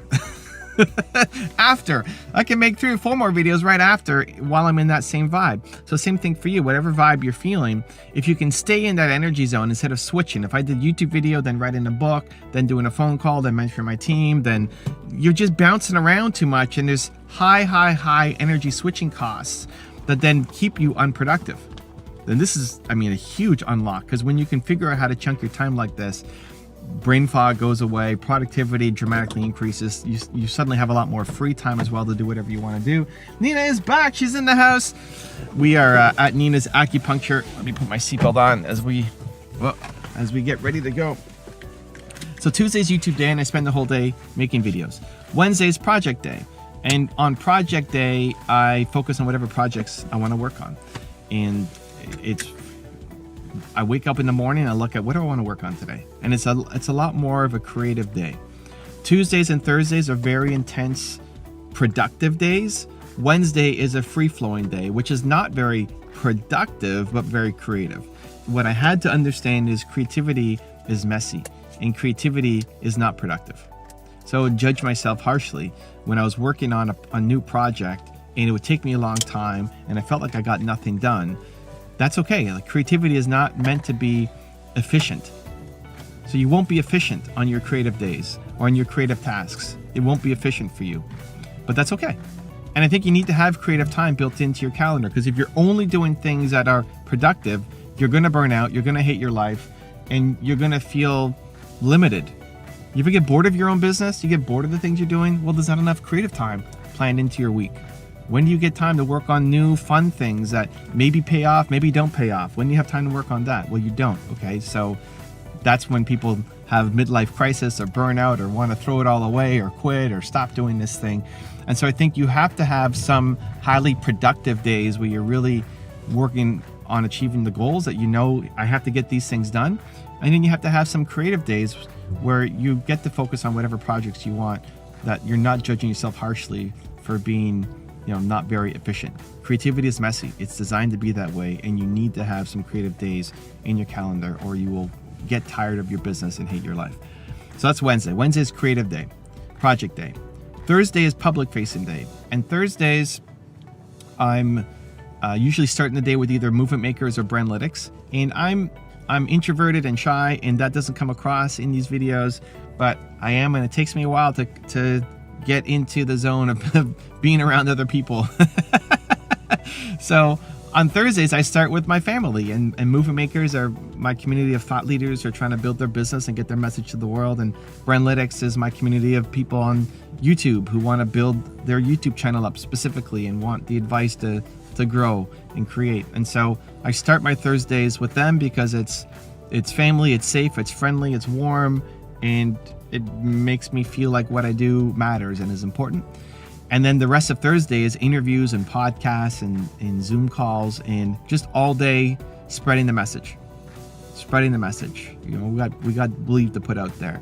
And it's easy to go off and do those things now because I just came from Movement Makers or Brandlytics. So I'm already in the zone of sharing and creating and impacting and seeing smiles. And so I carry that energy into my next interview or my next podcast and the next thing that I'm doing. So if I'm booking to be on other people's shows, even if I'm booking for my own show, Thursdays, it's always on a Thursday. And I have 5-minute breaks in between. So it's usually 25 minutes or 55 minutes and then 5-minute break and then on to the next one, And so it's really easy. And all of a sudden it's 7 o'clock. And what happened to today? I don't know, but amazing things happened because you're all in that energy. And, I do tons of different shows and episodes. And it's, again, so much easier to be in that one zone than to then go make a YouTube video or then go and write my book or then, book writing was a creative project. So it's on a Wednesday. It took me an hour just to get into remembering what I did yesterday or last week on my book, right? So if you only give yourself an hour to write the book, that would be absolute waste of time because it took me an hour to remember where I left off last time. So that's Thursday, public facing day. Friday is CEO day. So that's what do I need to do to grow my business? What are the big projects? Instead of working in my business, work on the business. So Wednesday is work in the business on creative projects. Friday is if I'm going to be the CEO of my business, what does that look like? What do I need to be doing? Because if you're an entrepreneur, you're the CEO. You're probably the janitor as well if you're a one-person show. And we have to do a lot of things to drive the business forward. We have to be in our business. We don't have a giant team yet. Even at 37 people, I do a lot of work in the business as opposed to only just being the CEO and just managing. And truthfully, I like being in the business. I like making videos like this is not CEO time. This is me being in the business. But I like it. I think people who often just be the CEO, if you're entrepreneurial and there's no projects you're working on, you grow distant from the business and you don't enjoy it. So we all need time in our calendar every week to focus on being the CEO. And now I spend all my Fridays doing it. At the beginning, I just started with 2 hours. So 2 hours in my calendar. It's like, okay, this is my CEO time. And I blocked it off and I made it important. And when I started doing that, I started seeing more results in my company. Saturday, we apply to the weekends too. Saturday is fun day. So Saturday, spending time with Nina, doing whatever, going, it's starting to get warm here in Canada. You can see, the grass finally green. So if we're going for a hike or trying out a restaurant or going to a street festival or just something fun. Sunday is family admin day. So all of the stuff that we have to do to manage the family, go grocery shopping, fold laundry, clean up the house, family admin kind of stuff, that's on a Sunday. And then repeat the next day. So again, quick summary, Monday is mentoring day, Tuesday is YouTube day, Wednesday is project day, Thursday is public facing day, Friday CEO day, Saturday fun day, and Sunday is family admin day. And that fits my life. That's a calendar for my life. It won't photocopy perfectly over to yours. But the key is to chunk your time and think about what does a balanced life look like for me so that I'm happy, I'm creative, I'm productive, I'm moving closer to becoming the person that I want to be. And if you can't control your calendar fully, maybe you have a job, maybe you have other responsibilities, maybe you're still stuck doing some things you don't want to do, that's cool. Don't stress out and worry about, I can't completely control my day. I can't have a YouTube day. Okay, don't worry about it. You have some controllable time. Focus on the controllable time you have and just be more intentional with it so that you're not wasting time scrolling through Instagram posts or YouTube videos mindlessly, that you're there with intention and you have a certain amount of controllable hours. I think part of the advantage of being an entrepreneur is we have a lot more controllable hours, right? If you're a full-time entrepreneur, you get to control. Sure, we have to, be responsive to our customers, but we don't have a boss. And we get to choose when we show up, and we get to choose what our calendar looks like. And that's part of the allure of being an entrepreneur, is that freedom. But if you're not completely there yet, you still have controllable hours. When you get home from work to the time you go to bed, when you wake up to the time you go to work, and then on weekends, you have controllable hours. Be more intentional with them and decide what is the life that you want to live. That'll come down to then the habits that you're executing on daily, which comes down to your calendar. And when you can chunk similar tasks together, when you can stay in the same energy zone instead of switching between a million different tasks every day, it allows you to be more productive, it allows you to be more effective, it allows you to be happier, and it allows you to get a lot closer to your goals. This is where intentional learning really makes a difference. I can't tell you the number of events that I've done, whether it's virtual or in person, where there's always Q&A at some point. So if you're going to an event where you're signing up for a Zoom call and the person who you want to learn from is on that call, what most people do is they become passive listeners. You're passively taking out your notepad and you're taking notes. You got your phone and you're like taking notes on it and like, oh, that's a good insight. That's a good insight. But it's passive because you are not going in to the event with an outcome. Your goal should be, if you want to make learning active, if you want to actually get the most from the experience and be able to make the contacts and get your questions answered, you have to know what the question is going to be that you're going to ask, right? So here's what you should do. First off, whoever your heroes, mentors, guides are, you want to follow them on all the platforms where they can go live. Just before this, I was live on Instagram and we had a whole bunch of people asking questions. If you want to talk to me, follow me on Instagram. Right? Join my Discord, evancarmichael.biz. Get in there. We're having great conversations. But the people who are your heroes, follow them on the platforms where they might go live. Look at where they might be speaking at an upcoming event. And then when you go and attend that event, have a plan for your learning so that it's not just passively going through the exercise and activities that they gave you. That's all a bonus. If you're going to go to some conference and there's an activity sheet or workbook to go through, great, that's all a bonus. You need to know going in, what do I want to learn? If I got a chance to ask this person one question, what would that question be? What's the outcome that I want from this? Most people don't do that. And you get caught up in the hype and the energy and the motivation of, wow, so amazing, woo! But then you still didn't get the answer that you could have had if you're just more intentional. So you show up, and then when they do the questions, like, okay, we're going to Q&A. Boom, you're the first one there. You're the first one there. You might be nervous. Your heart might be pounding out of your chest like crazy, but you're the first one there. You're standing by the microphone. You're ready to go. You got your hand up before they even go to Q&A in the Zoom chat, right? Like you are ready to go with your question, the one that you want an answer to. And then you're going to ask the person, hey, here's what I'm struggling with. Here's what I'm working on. Tell me why I suck. And then you get the feedback. If you apply that strategy and go after the top 5 to 10 people in your industry, in your niche, who are doing a thing, you can get access to them.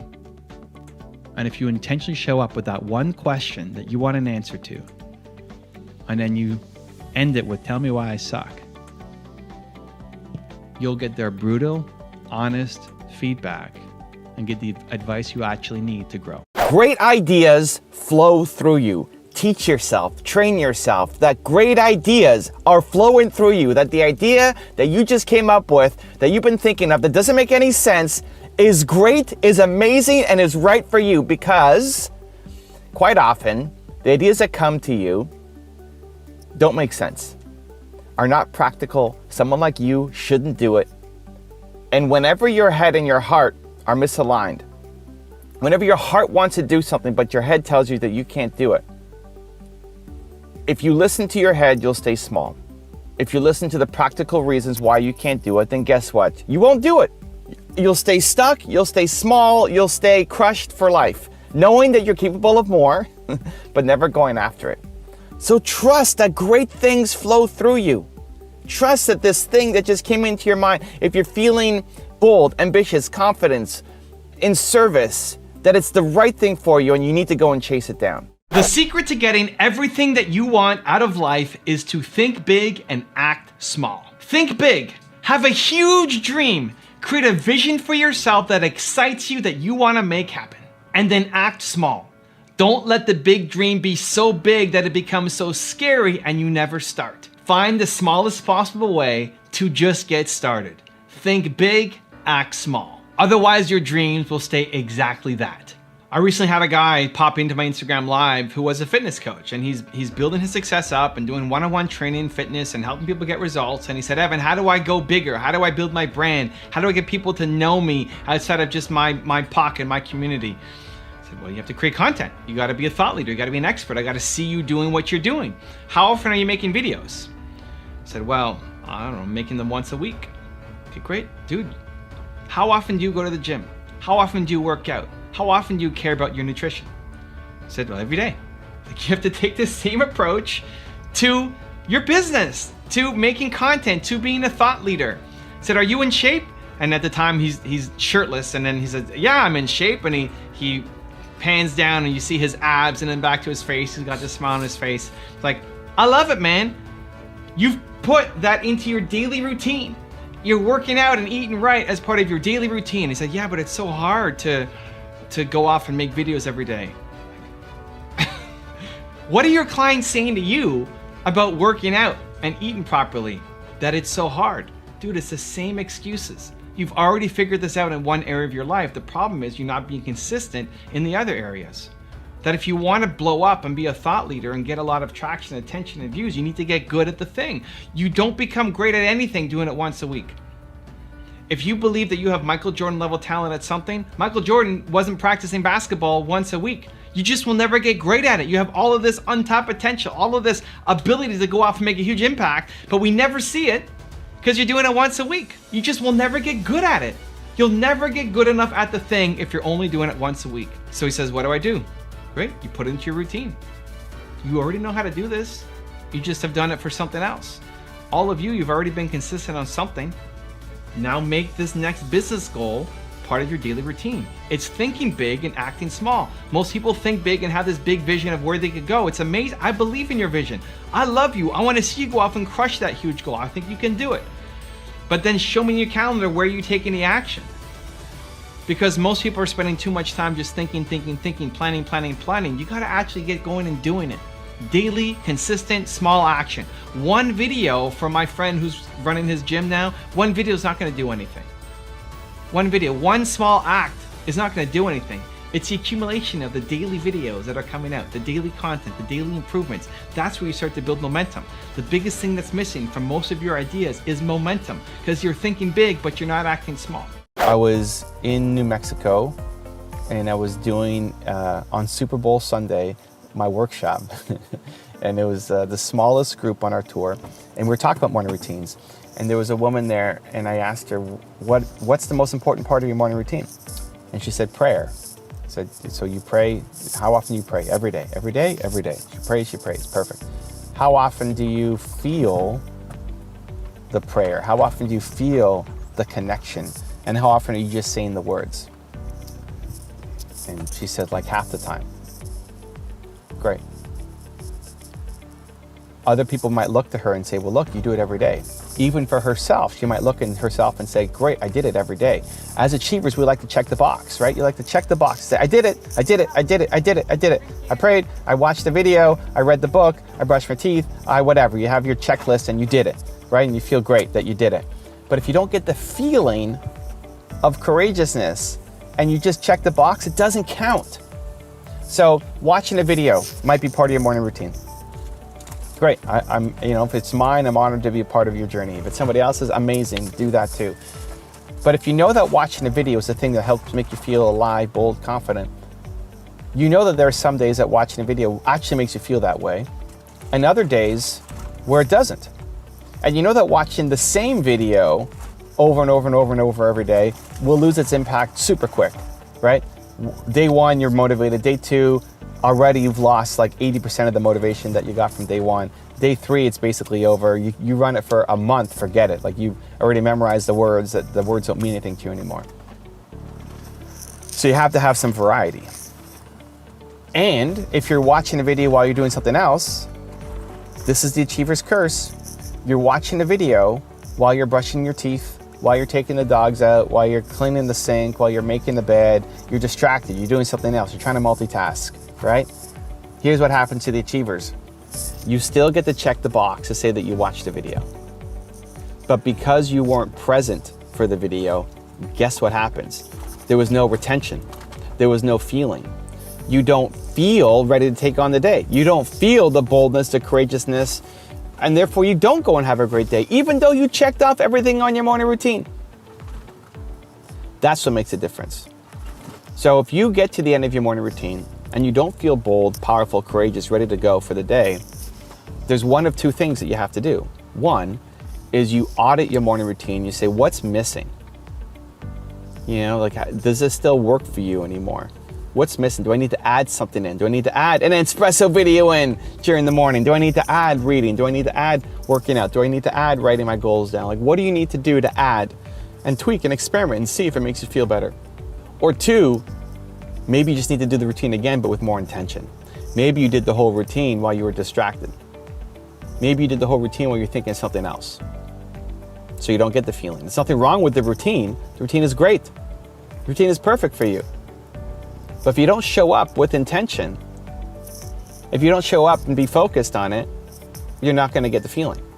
You could sit there and be in the chair. You know, think about going to classes, going to school. You could sit there and be in the chair. It doesn't mean that you're going to learn. You could sit there and watch a video, but if you're brushing your teeth and doing 8 other things, you're not going to get the feeling. This is the loving push forward that I hope you accept. Because everybody else is going to look at you and see how much you're doing and how perfect you are and how much momentum you have and how many things you're doing, and they look up to you in awe, and you're an inspiration to them. And you should be, because you are doing amazing things. And at the same time, you know it's nothing compared to what you could do. But the difference between where you are right now and where you want to go is actually not that big. The difference is just minor tweaks between where you are right now and where you want to go. For most of you, it's just minor tweaks. This is one of those minor tweaks. That if you could just stay consistent on having a morning routine, and then inside of that consistency, doing the thing that makes you feel bold, powerful, unstoppable, alive, ready to start the day, not expecting to be amazing when you wake up, but then doing the thing that brings that out of you every single day, your life will change. What is the life that you want? What are the goals that you have for yourself? Where do you want to be in your health, in your relationships, in your business, your finances? What do you actually want out of life? Not what somebody else's perfect life looks like. Right? You go on Instagram and you see people living on the beach and rolling around in money. Like that, maybe that's what you want, but maybe it's not what you want. Right? We get pulled into all these different directions because we don't have clarity over what we actually want. So what do you actually want? What do you want out of life? Where do you want your business to be? What kind of company do you want to run? What are the ethics and morals that your company is based off of? Who do you want to serve and how do you want to help them? How do you want to show up in your relationship? Who are you looking for in your partner? If you already have a partner, you know, how do you want to show up better for them? All of the things that matter to you, to get as clear as possible so that when you see somebody else is doing something else and they're happy, great. You don't have to go do it because you're happy chasing down your goals. Part of the challenge is we see other people who are happy, and often it's not even real happiness. It's just, you know, fake happiness for the camera. But you see somebody who looks happy, you know that you're not happy, and you think, well, maybe if I did that, then I'll be happy. You know, maybe if I go write a poem like they did, I'll be happy. And then you start to write a poem and realize I hate writing poems, right? So it's getting clear over what do you actually want in your life? Who's the person that you want to be? And again, from your finances to your business, to the relationships, to your to health, the different areas of your life. Get as clear as you can on the things that you want out of your life. The biggest risk is not taking a risk at all. I love it. So many people are so afraid to follow their dreams, to have this big idea that they have that they want to go off and accomplish. We have this big vision for ourselves, and we're so afraid of making the wrong decision that we do nothing. That you see this big goal and you have 3, 4, 5 potential paths, and you have limited resources, limited time, limited money, limited abilities, and you want to say, I need to make the perfect decision. Because if I make the wrong one, it all falls apart. And as a result, we get paralyzed by fear and we do nothing. And that's the biggest risk of all.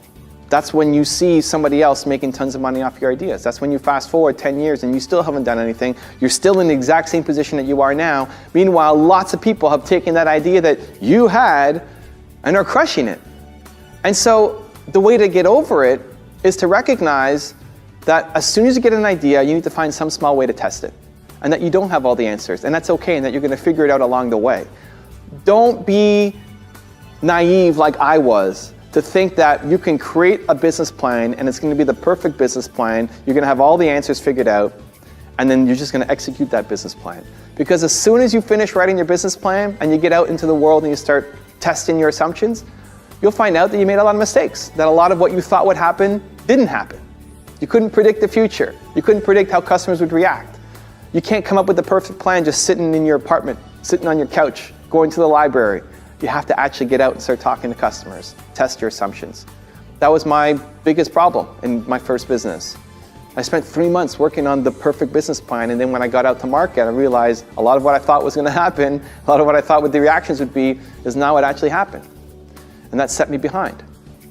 And so being attached to that perfect idea, understand that that doesn't exist. There is no perfect plan. There is no perfect idea. As soon as you get something in your head, as soon as you get an idea for something to do, then find some small way to get out and start testing it. Find some small way to get out and start seeing, are you getting yeses? Are you getting traction? Do you even enjoy this? A lot of times these big goals that we have for ourselves, when you get into it, you want to be a YouTuber, great. You start making videos, you're like, yeah, I don't really like that. Go figure that out as soon as possible. People wait years before they go out and try their first attempt at it, and then they realize, you know what, that wasn't for me. And so I strongly encourage you to, one, as soon as you get an idea for something you want to test out, something that you think might work, find some immediate way to test it on a small scale. Don't take a big risk. Don't go mortgage your house. Don't go take out a giant loan. I hate spending money until I'm making money. Find some small way to get started. What's the most important part of my morning routine? It's remembering the intention. How do I want today to go? Not just having a list of to-dos, but actually writing down how you want to feel and that message to yourself to give you the extra push that you need to move it forward. Come up with your intentions. Whether you want to do my method and the night before, write down your calendar and how you want to feel, or if it's just the first thing in the morning, you're looking at your calendar. That's what I used to do before writing it down. I just pull up my phone, load my calendar, and just see what was on my list for today, because I'd often forget, what am I doing today? I don't know, I just woke up, I'm tired. I look at my calendar, and then with each one, I would just mentally go through, instead of writing it, how do I want to show up for this person? If I'm making YouTube videos, how do I want to show up on camera? How do I want to show up for my audience? How do I want to show up for you? I would just mentally think about that as I go through the day. And I basically wake up, go to the bathroom, pull up my phone, and start going through my calendar. That's it. And how I want to feel, the intention going through each individual item on my calendar. What I love about this is I find that I'm a little more courageous at night compared to in the morning. I just had a day, hopefully it was a good day, hopefully I served, I helped. It's often after I answer some questions on Instagram, so I'm in the service heart and mindset. And I think about, how do I want to show up tomorrow? If you find that you have more energy at night, or more clarity, or more boldness at night, then do that. Think about, how do you want to show up tomorrow? What are your tasks? Write them down. And with each one, just write down what the intention is. How do you want to show up as a human for each one? So not just a list of to-dos, but how you want to feel going into each one. Look, even as an example, every day at 2:30, I spend time with Nina. Okay? Every day at 2:30. Take a break from whatever I'm doing, spend time with Nina. We usually go outside for a walk with the dogs. If it's raining, we'll stay inside and do something together. Just a quick break in the middle of the day to spend time together. And that's in my calendar. And on my calendar, it says 2:30, half an hour break with Nina. But I wrote down, what's my intention, right? So not just time with Nina, I wrote down, have fun and make her feel loved. And I wrote something else down yesterday, but that's my intention for today. Have fun and make her feel loved. So last night I wrote that down. I'm looking at Nina. She's lying in bed. She's about to fall asleep. And I want to think, how do I want to show up for her tomorrow for our break? Have fun and make her feel loved. So I look at that again this morning. And I look at it again right now. And then here's what's going to happen at 2:30. 2:30, I'm going to be done filming my videos. I'm going to look at my calendar, look at my sheet here. Let's say 2:30, time with Nina. Have fun, make her feel loved. Just that reminder will make me show up differently. If your goal is to have fun, if your goal is to make somebody feel loved, you're going to show up slightly differently. I'm going to show up with more love, with more energy, maybe pulling some kind of joke, maybe picking her up and turning her in a circle, something. I'm going to show up slightly different because I reminded myself that it's not just a break. The intention is to have fun and make her feel loved.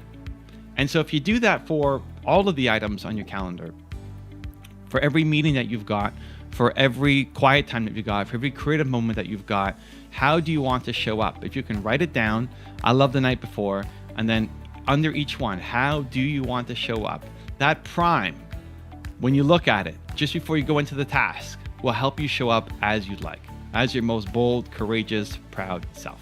Figure out what your trigger words are. What are your trigger words? What are the things that you say to yourself that keep you small, that keep you scared, that keep you safe, that keep you from living your dreams? What are the trigger words that you use? So for me, it's scary, difficult, and hard. Whenever I say scary, difficult, or hard, those are the things that have become my trigger words, and now I have to go do the things because I said them, because I wrote them, I texted them, I said them, I thought them, right? When you figure out what your trigger words are, then whenever you say them, it's an indication of here I am again playing small. Here I am again telling myself that I can't do it. Here I am again accepting these reasons that I no longer want to accept. Being afraid is a classic one for a lot of people. Well, I didn't do it because I was afraid. And you've accepted the fact that you're afraid as being a good enough reason for you not to do the thing that you want to do. And I would like to challenge that and say that's no longer a good enough reason. Nope, not anymore. Not for you, not for what you're capable of, not for where you want to go, not for the impact that you can have. Nope, not a good enough reason anymore. Let's go. So if you just sit and think about what are the trigger words that you say, what's the language that you use that keeps you small, scared, protected, that you no longer want to be good enough reasons, that you want to be free of, rid of, and that we're taking from our subconscious mind automatic patterns into our conscious, into no, I am going to make a change in my life. I no longer want to be this person. I need to evolve and grow and get better and be better because I'm capable, right? You.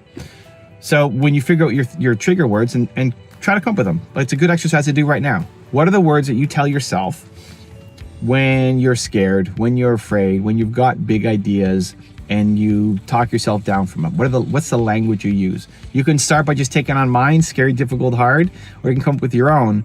But the idea becomes anytime you see yourself using that language, it triggers you to then make a shift, to say, oh, okay, because I said that, because I said scary, difficult, or hard, now I'm going to do it just because I'm the kind of person who does scary, who does difficult, who loves hard. And when you can take those words that have previously disempowered you and flip them so that they become empowering for you, that's how you start to shift your identity forward. At the end of the day, the thing that matters is how you feel about yourself when you're by yourself. The language you use to talk about yourself, the messaging you have to yourself when you look at yourself in the mirror, when you're going to sleep, when there's nobody else around you. Because when you can build that self-belief, when you can build that self-love, when you can build that self-confidence, that self-esteem, that becomes the rocket fuel for you to build the great life for you, your family, the people around you, and create the impact that you know you're capable of having.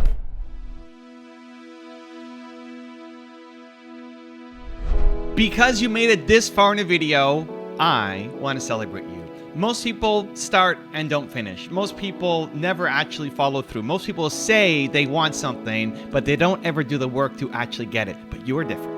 You are special. Believe Nation, you made it here all the way to the end, and I love you. So as a special celebration, if you put a hashtag believe down in the comments below on this video, I will showcase you and celebrate you somewhere on the screen in a future video because you are awesome. If you want to watch top 10 rules of Brendon Burchard, click the video next to me. I think you're going to enjoy. Continue to believe. I'll see you there. Your ability to surround yourself with people who are in a good place is one of the great gifts of our life. We are social animals. A lot of what we do in life is mimetic, meaning we kind of copy what we see of others. We set expectations.